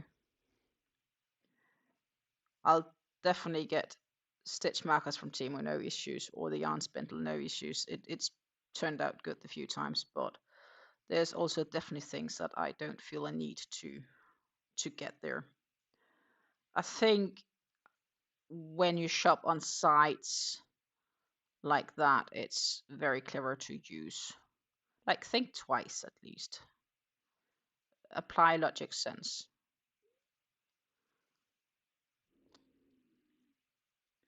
And Lisa says definitely the same. There are things I won't order from Temu. Most definitely. They sometimes do seem to have a few nice cake yarns where I'm like, could be tempting, but I also refuse to get them.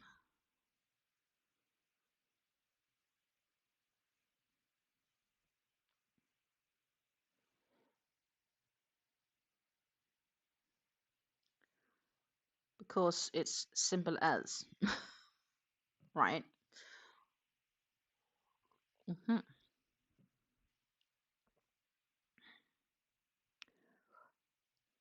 So,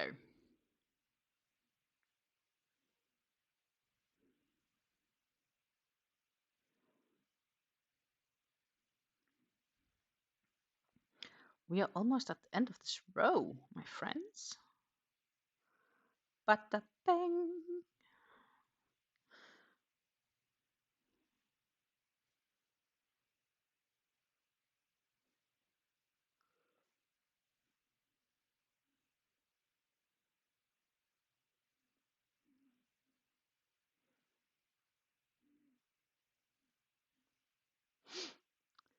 Susan says she gets lots of joy and enjoyment from shopping her stash. Her yarn stash, that is. There is definitely also lots of joy just sometimes going through your yarn stash. I totally agree. Lisa says I have one cake yarn from Temu. I won't buy them again. Okay.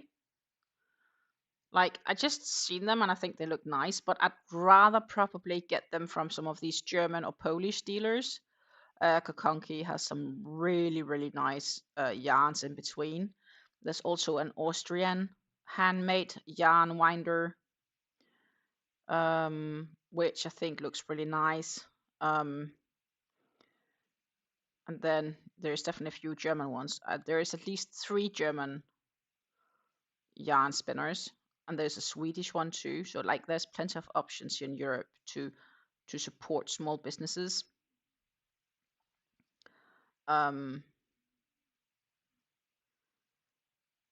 And that's definitely something I'd probably be doing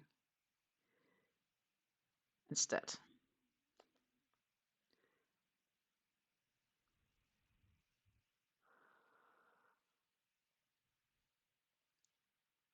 I do believe, yeah. Then the real question is, what is the next row? We'll find out soon enough, though. Right now, I just need to fiddle in between the threads here.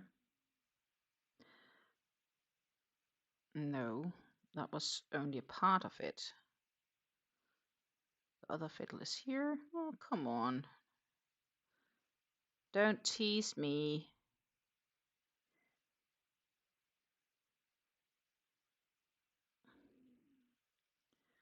This is a fiddle indeed. There, I think.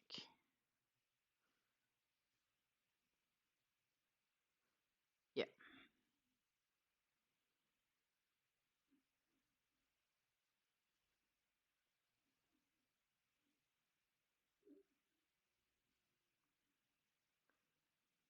Then we're going to have a look at next row. Yay. Puff stitches. I knew I was missing them somewhere.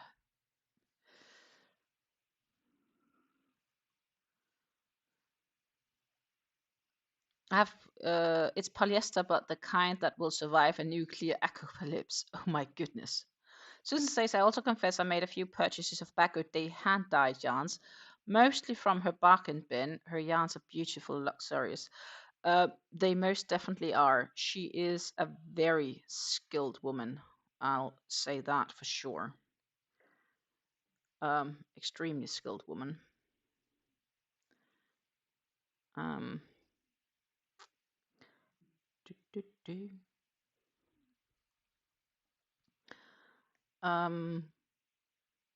A positive envy of that ability. Okay, so we got started on this row, blah, blah, blah, and then it's puffy puff. That is going to be a lot of puff stitches, my friends. I may cry before the end of this row. Or I may not, because I'm not sure if I'll reach to finish, but we'll see. And then I need to skip a stitch, and then in the next we'll do a V-stitch.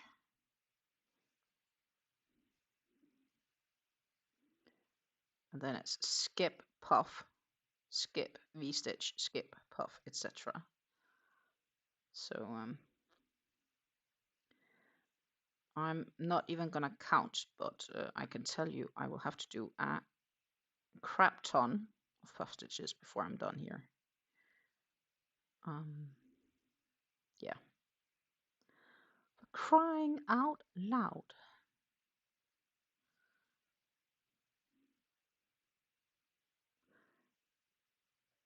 One, two, and a three.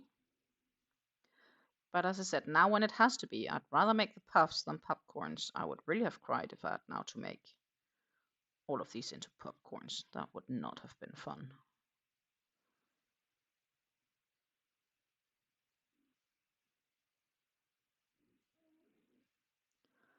Like popcorns compared to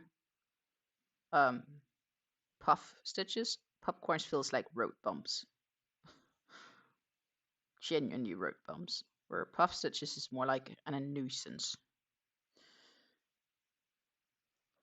So, just flipping all of the work around. Let's see. I'm not sure if you can actually see this bit, but it does look nice though. V-stitch, puff stitch, splits here. But it's a nuisance to do. Lisa says I wanted to try her yarn, but she only ships to the US, which I understand why. Yeah, it's also expensive to ship outside of the US. Just like it's expensive to ship outside of EU. For me to ship to Canada is like somewhere between 20 and 25 euros, depending on what I'm shipping. It could be cheaper if it's not heavy. And if I can flat play it so it fits into a mailbox, like that's cheaper. So it's a combination of weight and size of package.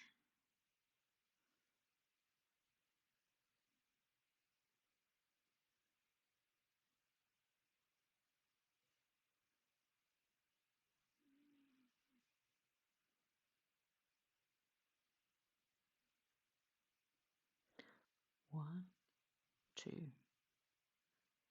and three. So yeah, I wouldn't be able to get her yarns either. I would need somebody to like pick it up and ship it on.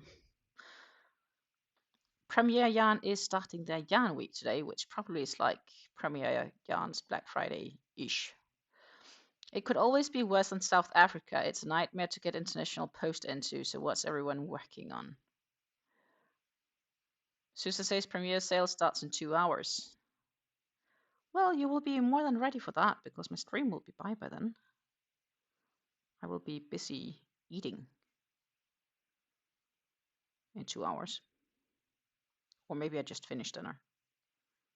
Depends on how late Hobbs is home. Oh.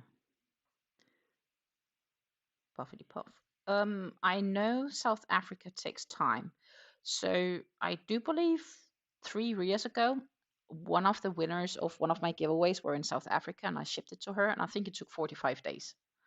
And note, South Africa is a former Dutch colony. Like the language of Afrikaans is derivated from Dutch, and it still takes 45 days for our mail to get there.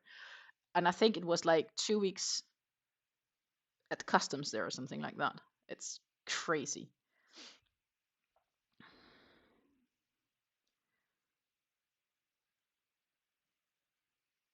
Bremen says I'm making a Meadowgate hat and alternating black and white stripes.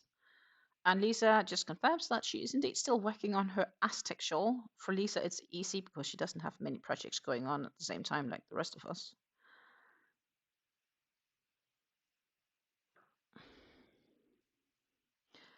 Lisa says she ordered yarn from South Africa a few years ago. It took forever to get there. Yeah, I can imagine.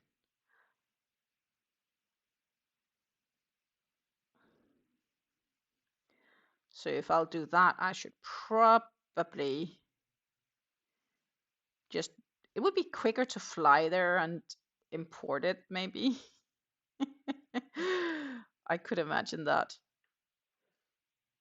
I need to move you guy a bit. I actually have 2 shawl projects going on right now. Yeah, you finished. I thought you finished one.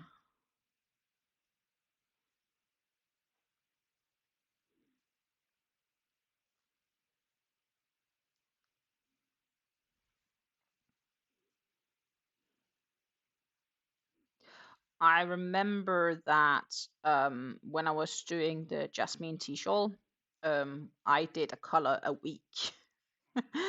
10 colors, 10 weeks. It fit perfectly with the make along that I was doing.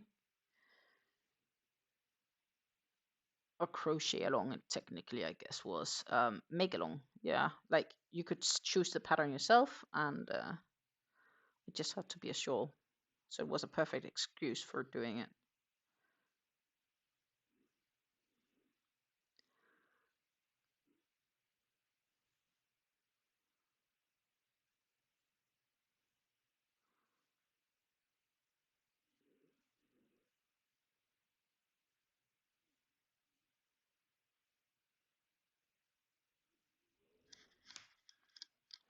I did finish one. Ah, yeah, you have your Aztec and the Lost Soul shawl for a friend.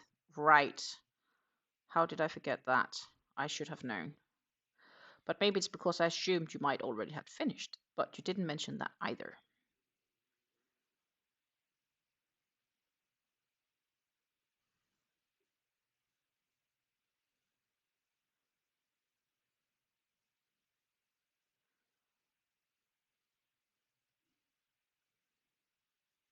Two and three.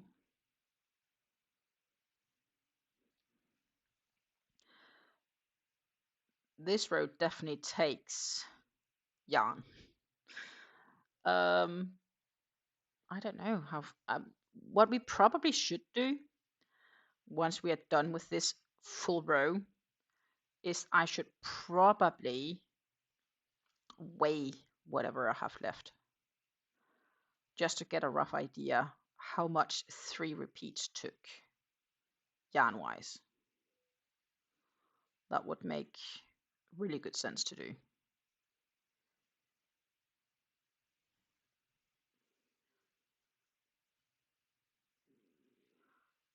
To get an estimate how far I could maybe get on a 4th repeat.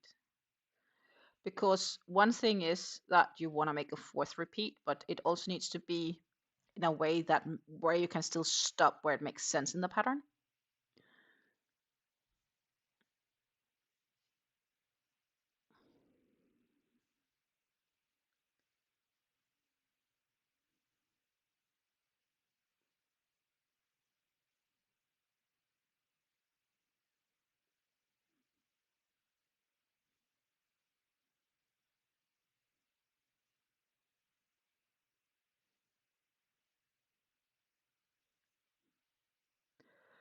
Two and three. I just want to let you know, look at how many puff stitches I've done without issues. Like, we are on a roll. I used a regular muffin with mine and I got 3 full repeats, but I put my own really wide edge on it and I still had some left over. but I stopped because it was already large. A regular muffin, so not even the mini muffins. I'm on, like, I always have 3 repeats and a mini muffin, so you must have had lots of yarn left.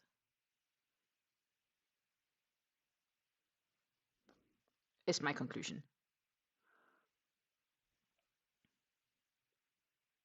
Even though you said you put a really wide edge on it. I'm just gonna see how long we are gonna get.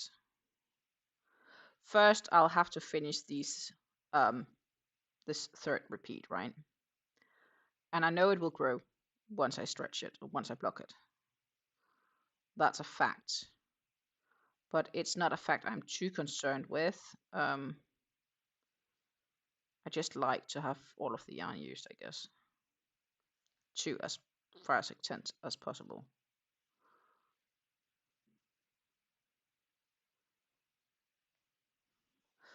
I didn't make it to the last color. Yeah, okay. That's kind of what I thought.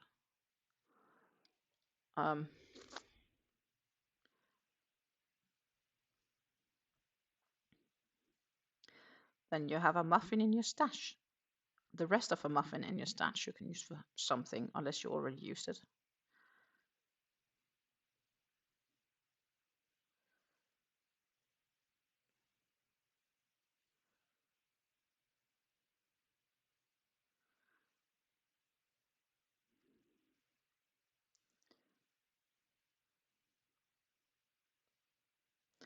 Like, I think some things could work up really nice if you like double layer them, double stranding, triple stranding them to make like a really bulky hat.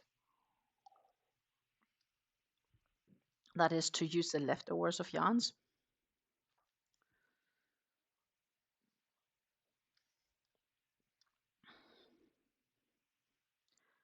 But then we are back to where I say my ideas are plentiful, my time is too little.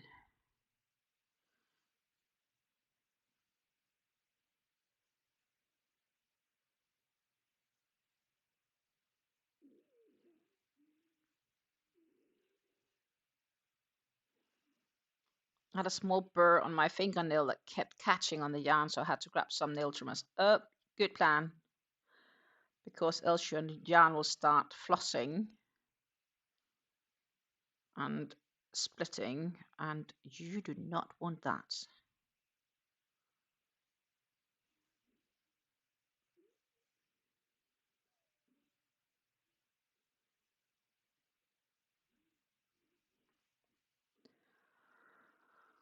Lisa says she has 2 more full muffins in her stash. I don't know how many muffins I have in my stash, but I have enough. I have more than I can use in a year. Sad but true. Some of them is going to be used for the ultimate sacrifice. Not ultimate sacrifice, sorry, the hat collectors. It's bought for the purpose.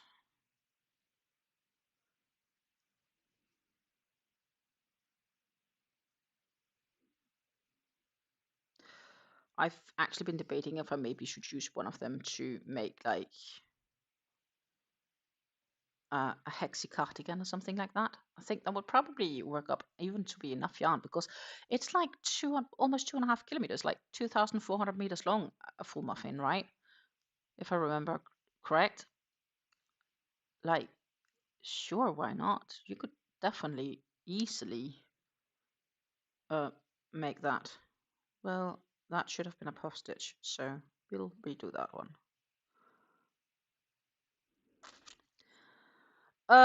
I sold one make, though unfortunately not via the website. And once I am done with my last batch of scrunchies, while I will put them online, I will probably also put them on the Facebook marketplace. There's like a local marketplace, well, not well, both local, but like a crafty marketplace, and make some sort of solid offer there if people are interested. I think some of the challenges is obviously the expensive shipping. You have to get things to the US, or just outside of Europe, and a lot of my viewers are from the US. and I can't ship to the US right now due to my carrier, or it's gonna be even more outrageous than it already is. So I'll need to hope the beep beep beep beep beep beep beep guy that's currently your president will not extend the tariffs, but will hopefully just say that it cost way too much to have them ongoing and make them null and void. That would be great, but I don't think he will, unfortunately.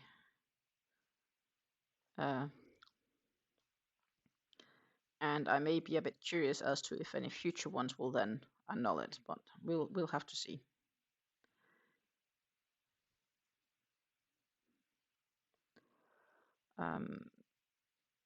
Yeah.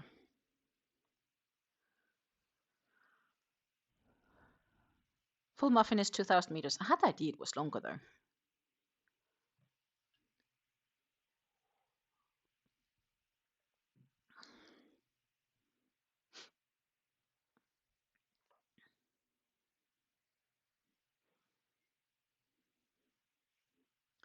That said, Susan, right now, YouTube earnings are sort of covering my shop costs. So in that sense, I should be fine, and eventually something will happen. Like, I need to keep optimistic. I am also far from good enough actually advertising that I am there. So I need to be better at that.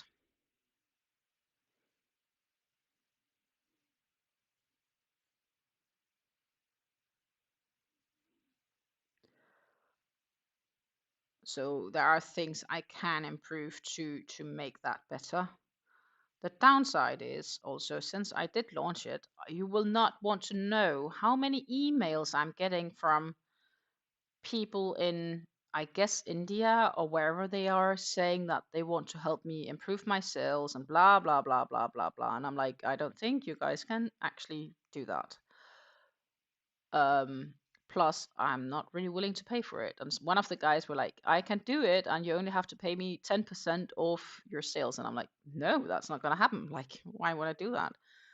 Like, so I just get these emails being like, one even said, like, do you want to collaborate? But the thing is, it wasn't a collaboration. It was basically them trying to earn money on me. And I'm like, fuck off.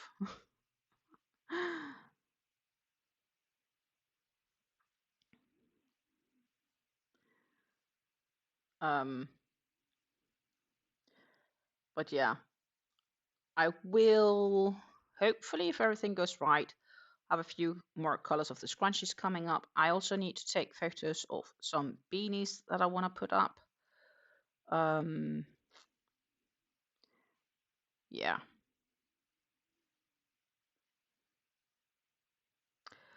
It could be scams, Lisa. It could be scams. Generally, I'm not responding to them because I don't feel comfortable even either. Like, I'd like to, if I want to do anything, I would like to do it myself. That would be my own personal reward, so to say, if that makes sense.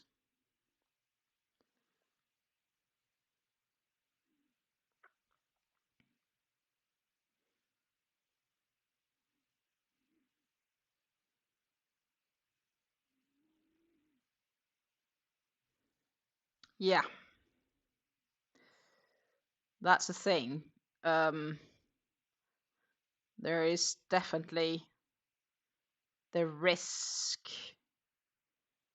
of getting more spam. It's been limited, but it's been enough to be like, I'm realizing I don't want to know what other people experience, basically. But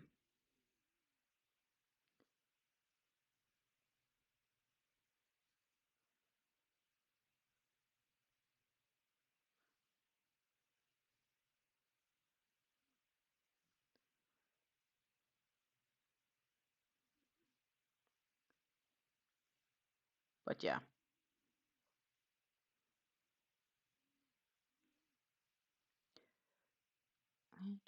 3.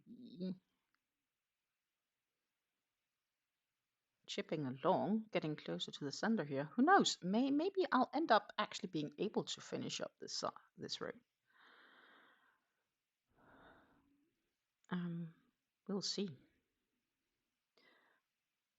We get emails from those type of guys all the time. They want to recruit employees for us or find better, higher paying jobs for my hobby. Oh, yeah, they're very polite, right? Or if they know you have a website, they want to improve your search engine ranking or whatever. They want to do lots of things. Was one that wanted to help improve my Shopify layout. I'm like, no, thank you.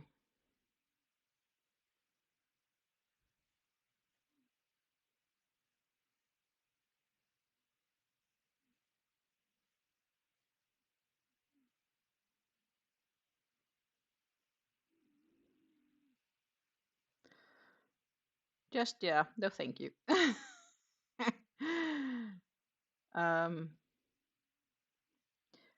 But honestly, I get emails as well for my YouTube channel. They're also the people being like that they can improve my channel performance, blah, blah, blah, blah. And I'm like, no, I don't need help.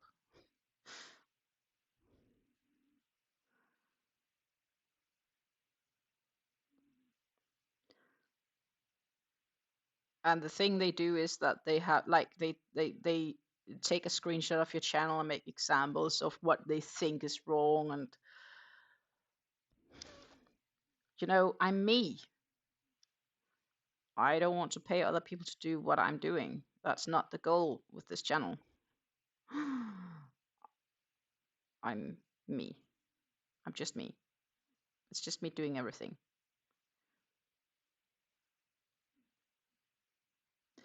No, no, no, no, because this is not double crochet. It is a puffy.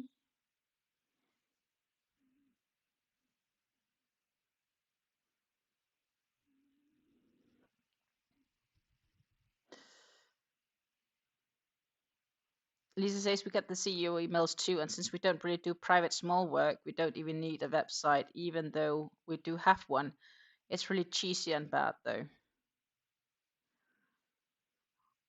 I should definitely also improve one of the websites I have, but that's a whole other story.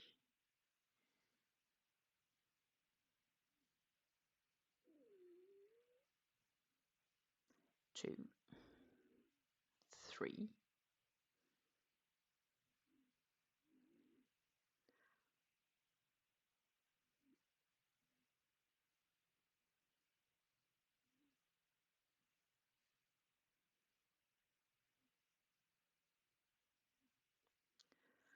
1, 2, and 3.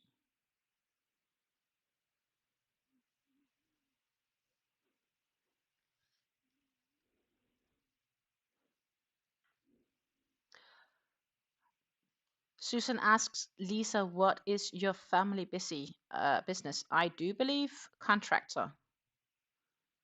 Contractors. Let's pop over. For those being on the TV,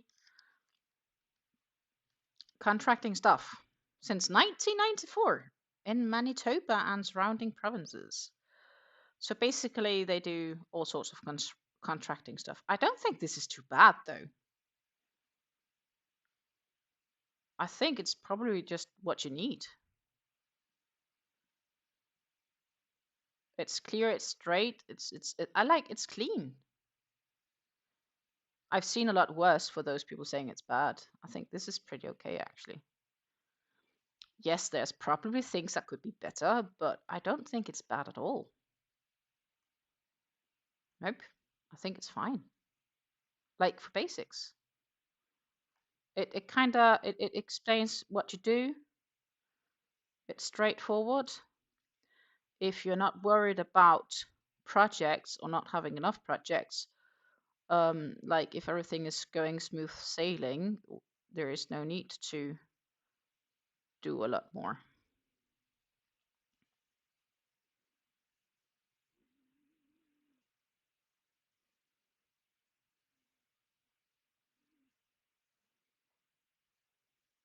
That's my point of view, that is.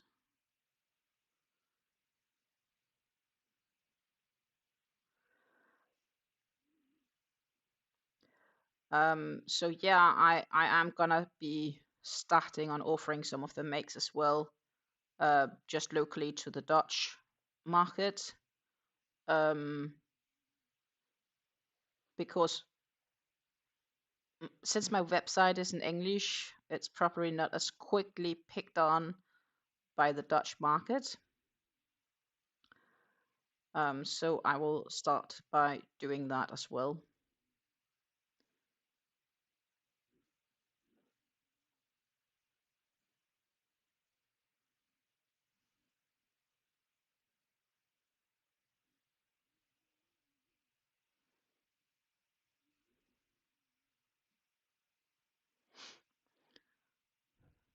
Susan says, Lisa, do you know if Jenna Pips on her huge home renovation up there in Canada? And Lisa's like, yes, I watched Jenna. Yes, she's been doing crazy, right? She's like this multi-crafty person who's gone totally in on home renovation.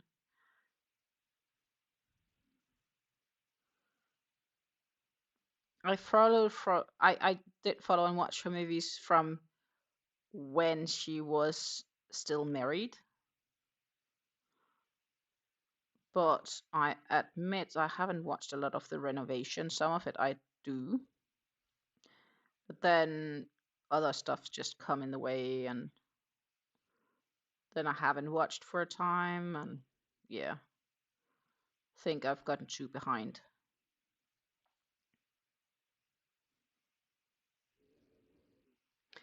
Lisa says, with our business, we don't do building, we do underground infrastructure installations. Think like water and sewer pipes and the fiber net lines, etc. Which still is needed for new buildings. And sometimes it even needs to get replaced, right? Because it gets old. I would say think about power lines. Lately, we've had renovations here in the street. This this suburb or city area where we're living is like 25 years old. 20, 25 years, depending on which house. And they already renovated and did completely new underground infrastructure for power lines, because 25 years ago people didn't expect electrical cars to be such a big thing, so that wasn't prepared for. But now almost every home have an electrical car somewhere, or maybe not every home, but every so many homes. So they had to enhance the power lines to be able to actually handle people having more and more cars at home to charge them at home. So I could imagine, like, even though it sounds like it's a temporary job in many aspects, it's also an ongoing job, because bottom line is that people will eventually need to renovate or have a new or something.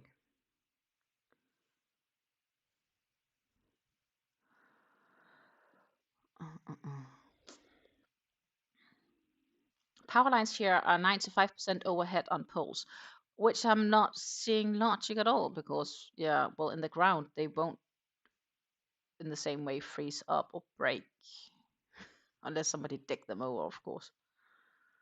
We do have some of the really big power lines. They go post on post, but they're like, really big.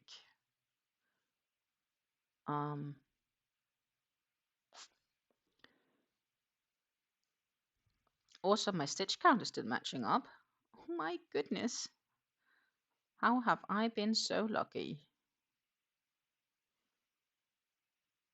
Or should I say, how am I so good?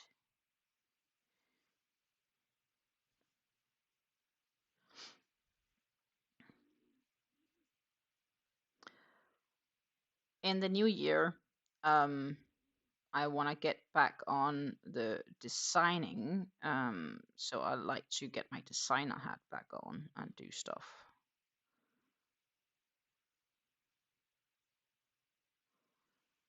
That's my thought right now. That's my I'd like to.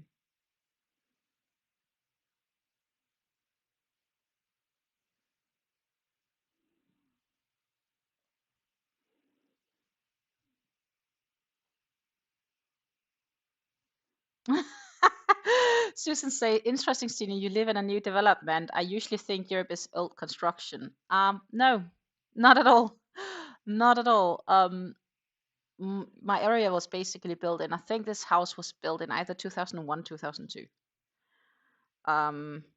So it's fairly construction-wise and building-wise pretty new. And looking at our location, it's also pretty good, even if you should have kids. So it's quite nice actually, in many aspects. There are a few things I'd like different. Like I'd love to have a bigger home in the sense of I'd love to have a home that's big enough for an extra room where I could have like my own crafty space and still have a bit like still have a guest room that's not related to it. Like I'd love to have that. Um, but I'm not as privileged to have that because the houses here are probably smaller than your average American home. I don't know. What we do have is that houses are generally a bit smaller and longer here, and they are built up higher. So we won't have a villa that's only one floor.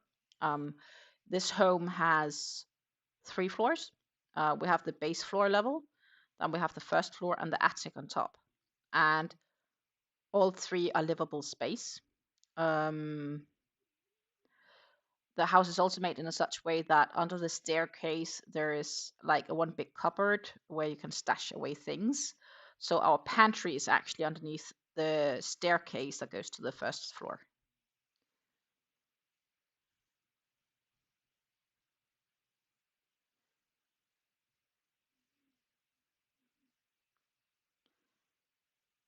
But you know, these are all like, as I said, like, oh, it could be amazing to have my own office slash yarn stash or yarn room. But the thing is, it's not a necessity. Like, it's not something that I can't survive without. Um, and honestly, I'm afraid if we did live any bigger, we'd probably just have more stuff piled up in the house. So it's more like a nice thing, but it's not a necessity or something like that. It's more like it could be cool to have. Yeah. And I wouldn't also mind like if my guest room were just like a meter wider or something like that, so I could like decently put in a good sized bed for example, when my parents are visiting, that they could get more comfortable in and out of bed and stuff like that. That would be really nice. But again, it's not a daily necessity. It's just a nice to have.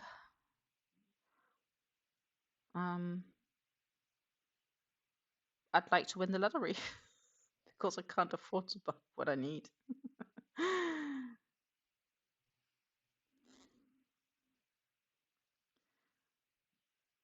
And our attic is mainly just storage. I gave away another tub full of yarn away on Friday to my daughter and her friend. Well, Lisa is definitely clearing out. This house is 1.5 floors plus the basement. The new house will be 1 floor, no basement, and we don't want any stairs. I think that's really clever for future proofing your house as to when you are reaching retirement, right? Susan, we have technically, I would say we probably have 2 bedrooms that could become 3, and in quote even 4. Depends on how the family handle the situation. So downstairs we have the entry hall, and in the entry hall we also have our guest toilet, which is basically, you know, a very small toilet. It's probably like 1.5 meters by 1.5 meters or something like that, size wise. It's enough room for you to go in and sit down and do your business, and that's it. And then in the hallway we also have the stairs to first floor. And then when you open the door to the base floor, you will open it straight into the kitchen. Basically, I'm looking straight to the door right now. It's just across me. That's the door to the hallway. To the right of me, so that direction, which is basically mirrored when you guys watch me, is my kitchen. And then in an L shape, we also have the living room common space, which is where I'm sitting in right now. And that's basically the whole bottom floor. Under the stairs, we have the pantry with a door, so that's like walled up, and in behind the door there's a pantry. Then if you go upstairs, we have the, well, what would you call it? An upstairs hall, which is not big. It's more like an area of splitting.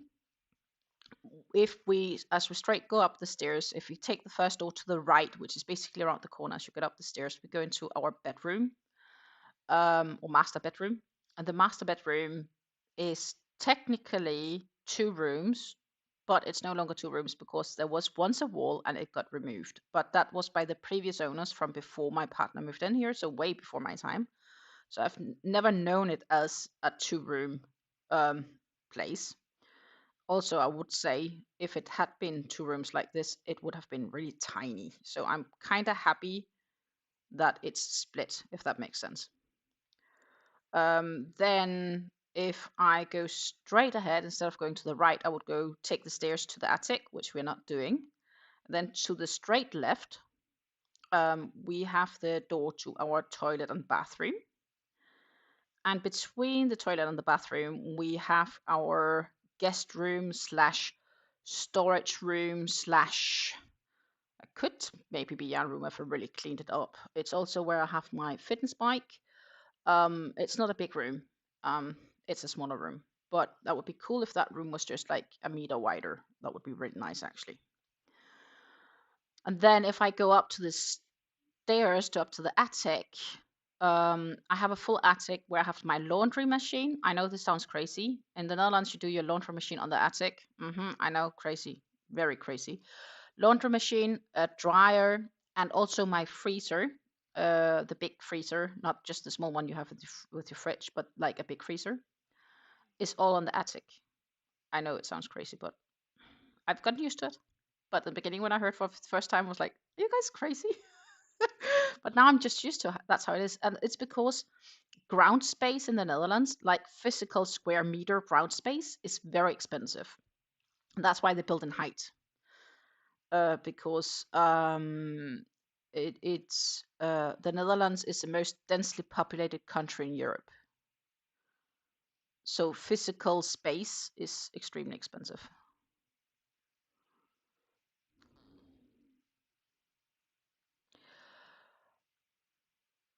Susan says, I believe you have what we call in the States a townhouse with shared walls on both sides. Yes and no, because we are the very end as a townhouse. So ours is actually a little bit more expensive than the one. So just behind me, behind my back, yes, that is a shared wall with my neighbor. But at my hallway, there are no neighbors. We are at the end of the row. There are 4 homes under one roof, and we are at the end. And then there's 2 in the middle that shares on both sides with the neighbors, and then there's one in the other end only sharing one side, if that makes sense.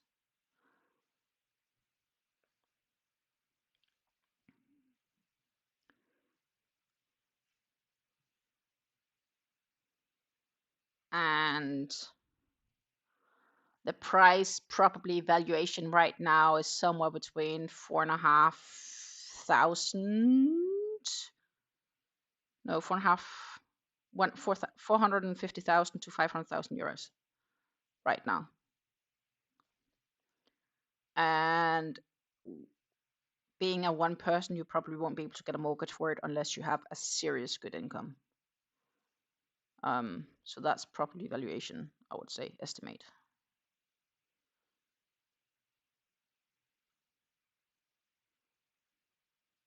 So yeah, we have the end units,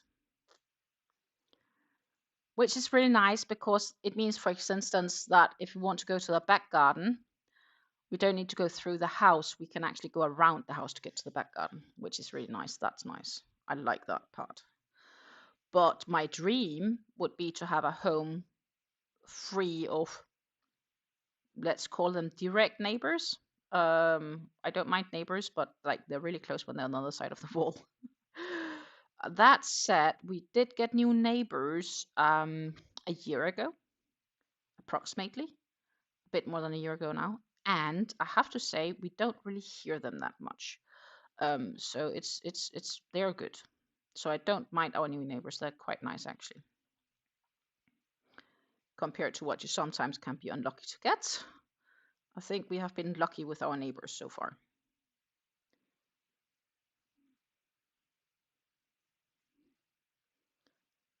Though the guy that lived there, so this is like the third neighbor we've had on the other end while I've been living here. And the one that used to live there when I moved in back in the days, he was an amazing neighbor because he was a truck driver and he was like barely never home. He drove trucks around in Europe. So he was home once in a while every week and a half. He was home for a few days and then he left for another week. So it almost felt like living in a fully separate house, so to say, in a fully separated villa house, because he was never home. So that was pretty nice. But I have to say, it almost feels the same with the current neighbors. We do sometimes hear them when they go and leave with if the door slams. They do also have a dog. Sometimes it barks, but generally it's got more silent. It's got more used to the sounds here in the environment. When they had just moved in, it was a bit worse. Um, but generally it's pretty okay. I hear more noise from the neighbors across the street because they have a bunch of teenagers and they all have scooters or cars or whatnot, so they do make a bit more noise. Well, that's just a boy thing, right? So that's temporary. That will also eventually move on. So generally, I'm in a quite good neighborhood, I would say, and I'm pretty happy with the house. I just sometimes wish I had a few more square meters for practical stuff, like a fully owned office space would be nice, and a little bit larger guest room for having like a decent bed in there and stuff like that. That would be nice. Anyhow, I don't have that, and that is just how it is, and I'm fine. No, it's just wishful thinking. It's not like I'll die without it.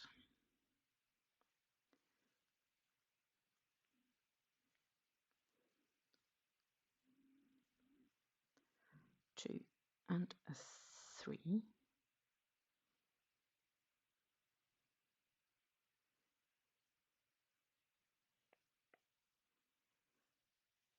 Maybe we have 20 minutes and we have this much. It's we could do it, maybe. We definitely don't have time to look at too much other stuff.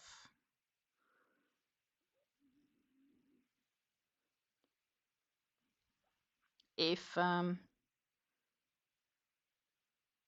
my puff stitches are nice. 2, 3.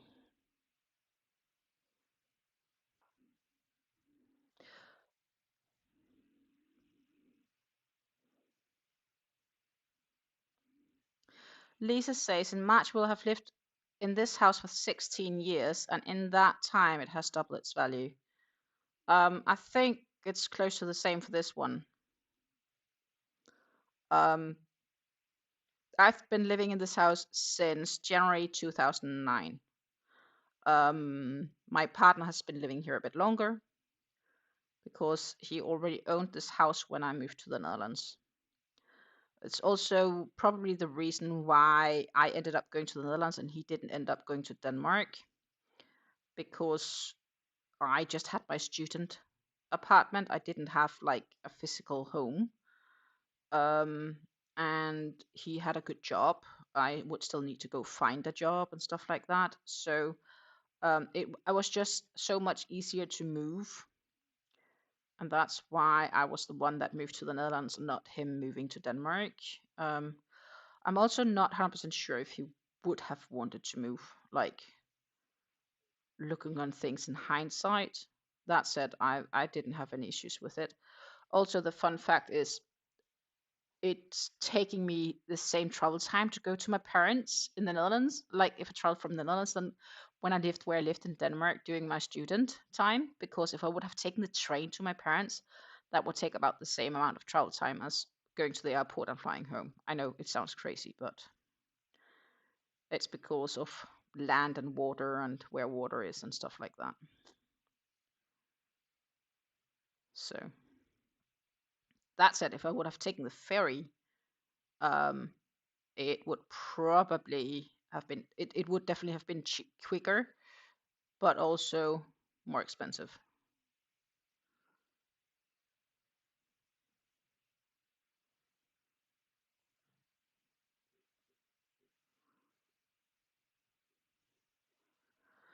Susan say, Lisa, my home was built in 1999 and has almost tripled in value.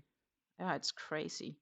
Like our neighbors, the ones we've had in between the amazing first guy and the new third pair, so the in between neighbors we've had, it doubled the value in the 10 years they lived there. They lived there for 10 years and they didn't move because they didn't like the area. They had a pair of twins and they just needed more space as they were growing up for stuff. Like they just didn't have enough space. They needed more hallway, they needed more room. Um, and that's the reason they had to sell. And it had doubled the value, plus they had the opportunity to move a bit closer to his job. Which I think, and it's not like it's far, it's maybe 500 meters away they moved. And so he has some restrictions work-wise as to where he can live, because he is a firefighter, and then you need to live within an X minutes driving distance from the fire department, like from the building. So yeah.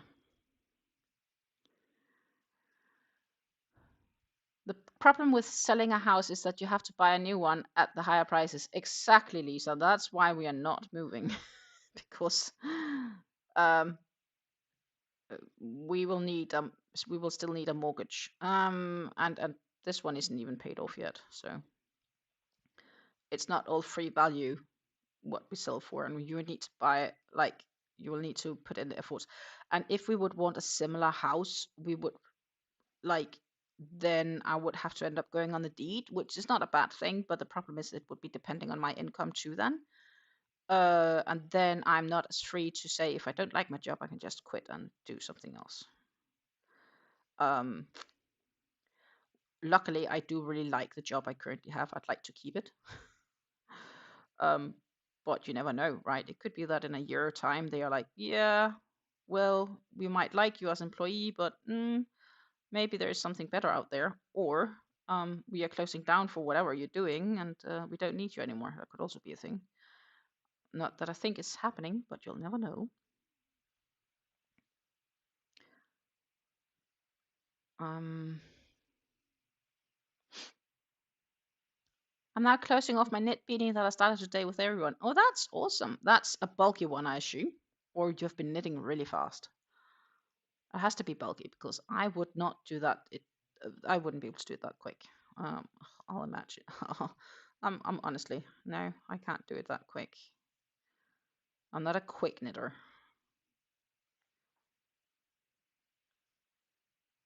But we did learn something about knitting needles this past month. And I said I have a few things I'd like to add to my wish list. So there are plans.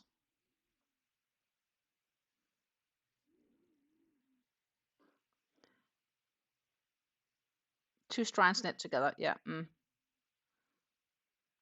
Does go quicker like that, doesn't it?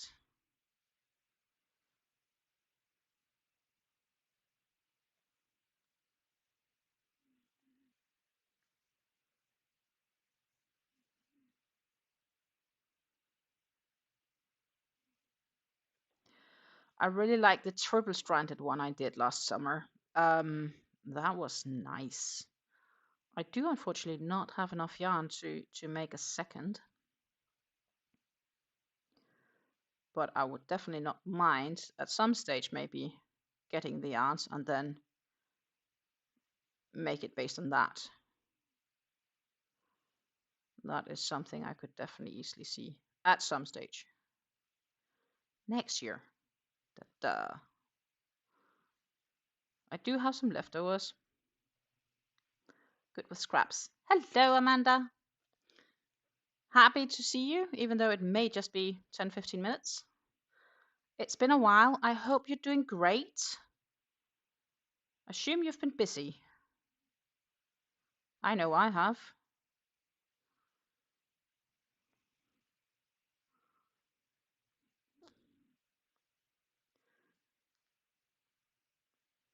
If you aren't a member of Amanda's channel, pop over and subscribe. She is an absolutely wonderful person. And she is the most amazing, talented crocheter I know. She is very creative-minded. Sometimes things come out of her hands where I'm like, how did you even get that idea? That's insane. But as in positively insane. And she verifies she's been busy. I suspected as much. I was actually thinking of you earlier today if I should send you a text and say, hey, how are you doing, girl? I haven't seen you in a while. But as long as you're busy in a good way, then it's good, right? As long as it's positive busy.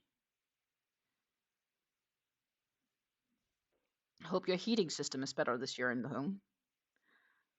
That they got it fixed so it's not so cold.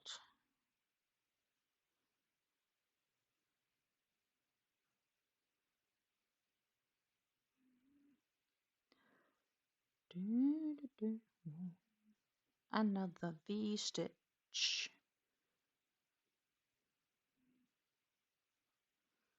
1, 2.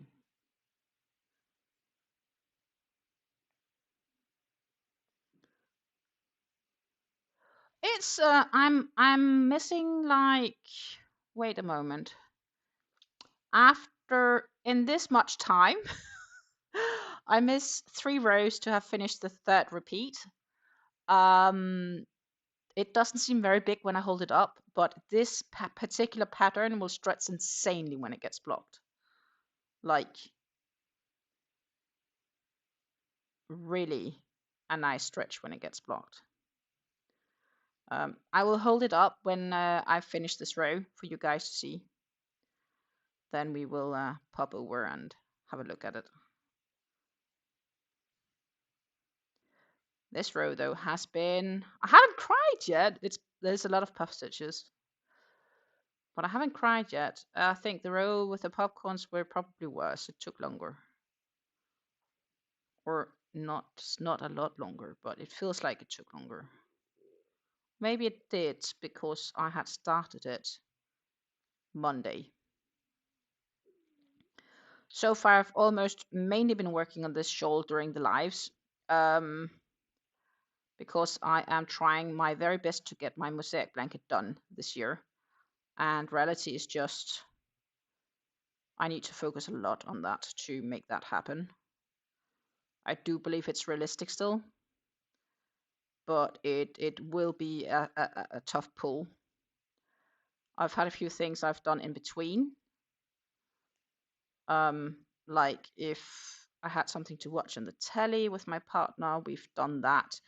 But also some small things, like sometimes I need to wait, let's say 15 minutes before I need to leave for an appointment. Then the mosaic blanket is just too big to pull out just for 15 minutes work because it's really, it's huge, literally. As in sitting with it and working on it and so on. It's puff time. And a 3.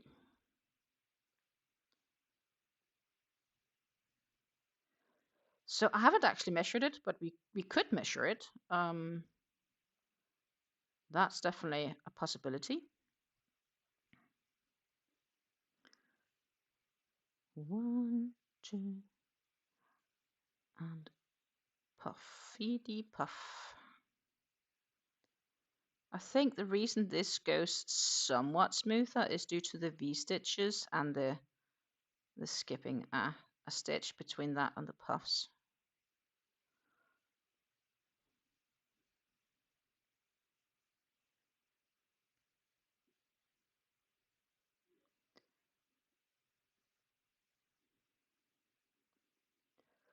That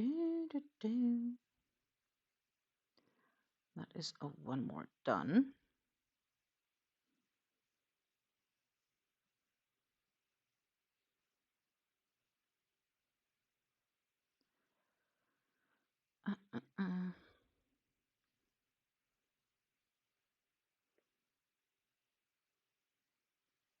Now I really need to keep tongue straight because it is wanting to curl up a little bit here.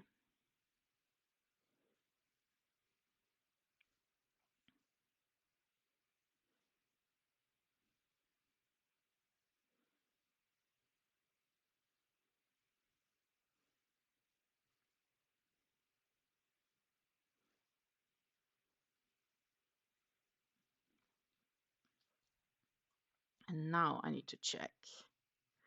Yeah, we do have one more puff to go, and then we need to finish it. The row. 1, 2, 3. Makes a puffity puff. Then we'll need to do the finishing end stitches here.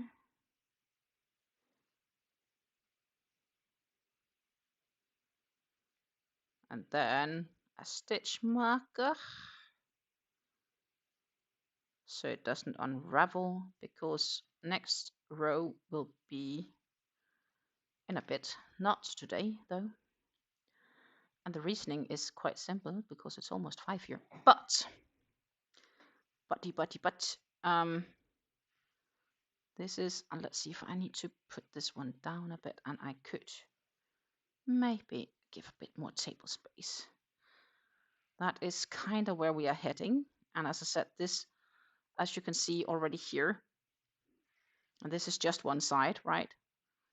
It will probably give another 20% when I block it.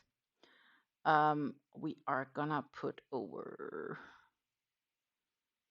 this green. What I probably should do is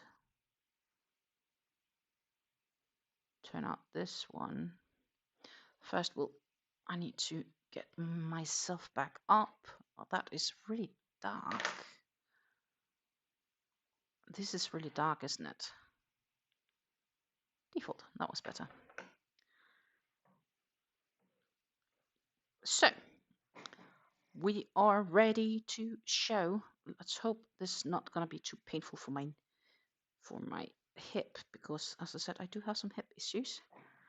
Well, I can actually just move all the chair all the way back. This is kind of where we are at, and it will definitely expand by a rough 20% when it gets blocked. I think it's nice. We are into the solid light purples. So we are slightly more than halfway in the cake. And it is really pretty, and it will be even more pretty once blocked. Here we have the yarn. Light purple with, and it's gonna be like pinkish, light pinkish in here. Baby pink, I would say. So it's really, really nice. I'm looking really forward to finishing this shawl and get it blocked and show it to you all. Right now it just works up very nicely. 3 more rows on the 3rd repeat, and then I will weigh yarn and make a rough estimate if I think I can make a 4th full repeat, and if not, I will have to have a look at the pattern to see where I can best like only do like, so it's gonna be like 3.5 repeat or something like that. So that's what's gonna happen. Amanda says she needs to fix dinner. Nice to see you all. Very nice to see you too, Amanda. And trust me, I need to fix dinner too. So that's kind of what I'm saying. You know, no more roast today. On Friday, I'll be here with a yarn talk video. You guys will see Fleur as well. And I think probably on a bit better camera than this one. Also in a bit more like daylight, because right now it is getting dark here. So it is a little bit not ideal. So you will see a better version both of Fleur but also of the shawl here, and everything else I've done. So Friday is a yarn talk video. For those members, you may see it a bit earlier. And then I'll be in Denmark. So next week, normally next stream would be next week Wednesday, because I only stream like every second Monday and every second Friday right now. And that happens to not match up, so to say. But it does mean that I will be live again on the 14th of November, because that would be normally a yarn talk video. But no, it is every second these days due to Fleur. So I will be live on the 14th, and we will continue working on this shawl on the 14th. My goal is to finish it in October. So 28th of October, we should finish it, I think. We have to. That's my goal. I'm going to say thank you so much, everybody, for hanging out with me today. It was absolutely amazing to see you guys. I had a great time hanging out. We had lots of different conversations going on today, for sure. Yeah, I really enjoyed myself, and I hope you guys did too. Looking forward to see you, of course, on Friday for the Yarn Talk video. Don't forget to subscribe and hit the little bell so you get reminded whenever I either go live or upload a video. And I'll see you live in a little bit more than a week's time. In 9 days, to be more exact, on the 14th, I will be live again with you guys. Then I'm home from Denmark. I have a little bit of an update then on how my mom is feeling and looking. She told me that given the circumstances, she actually feels pretty okay right now. And she got indeed confirmed by the eye doctor she has cataracts and need a surgery for it. And that will probably happen in the new year, in the beginning of the new year. So I'm going to say take care and happy crafting. I very much appreciate you for hanging out. And if you have watched the stream from the very beginning till now, until the end, thank you for your support. Take care. Happy crafting. See you. Bye.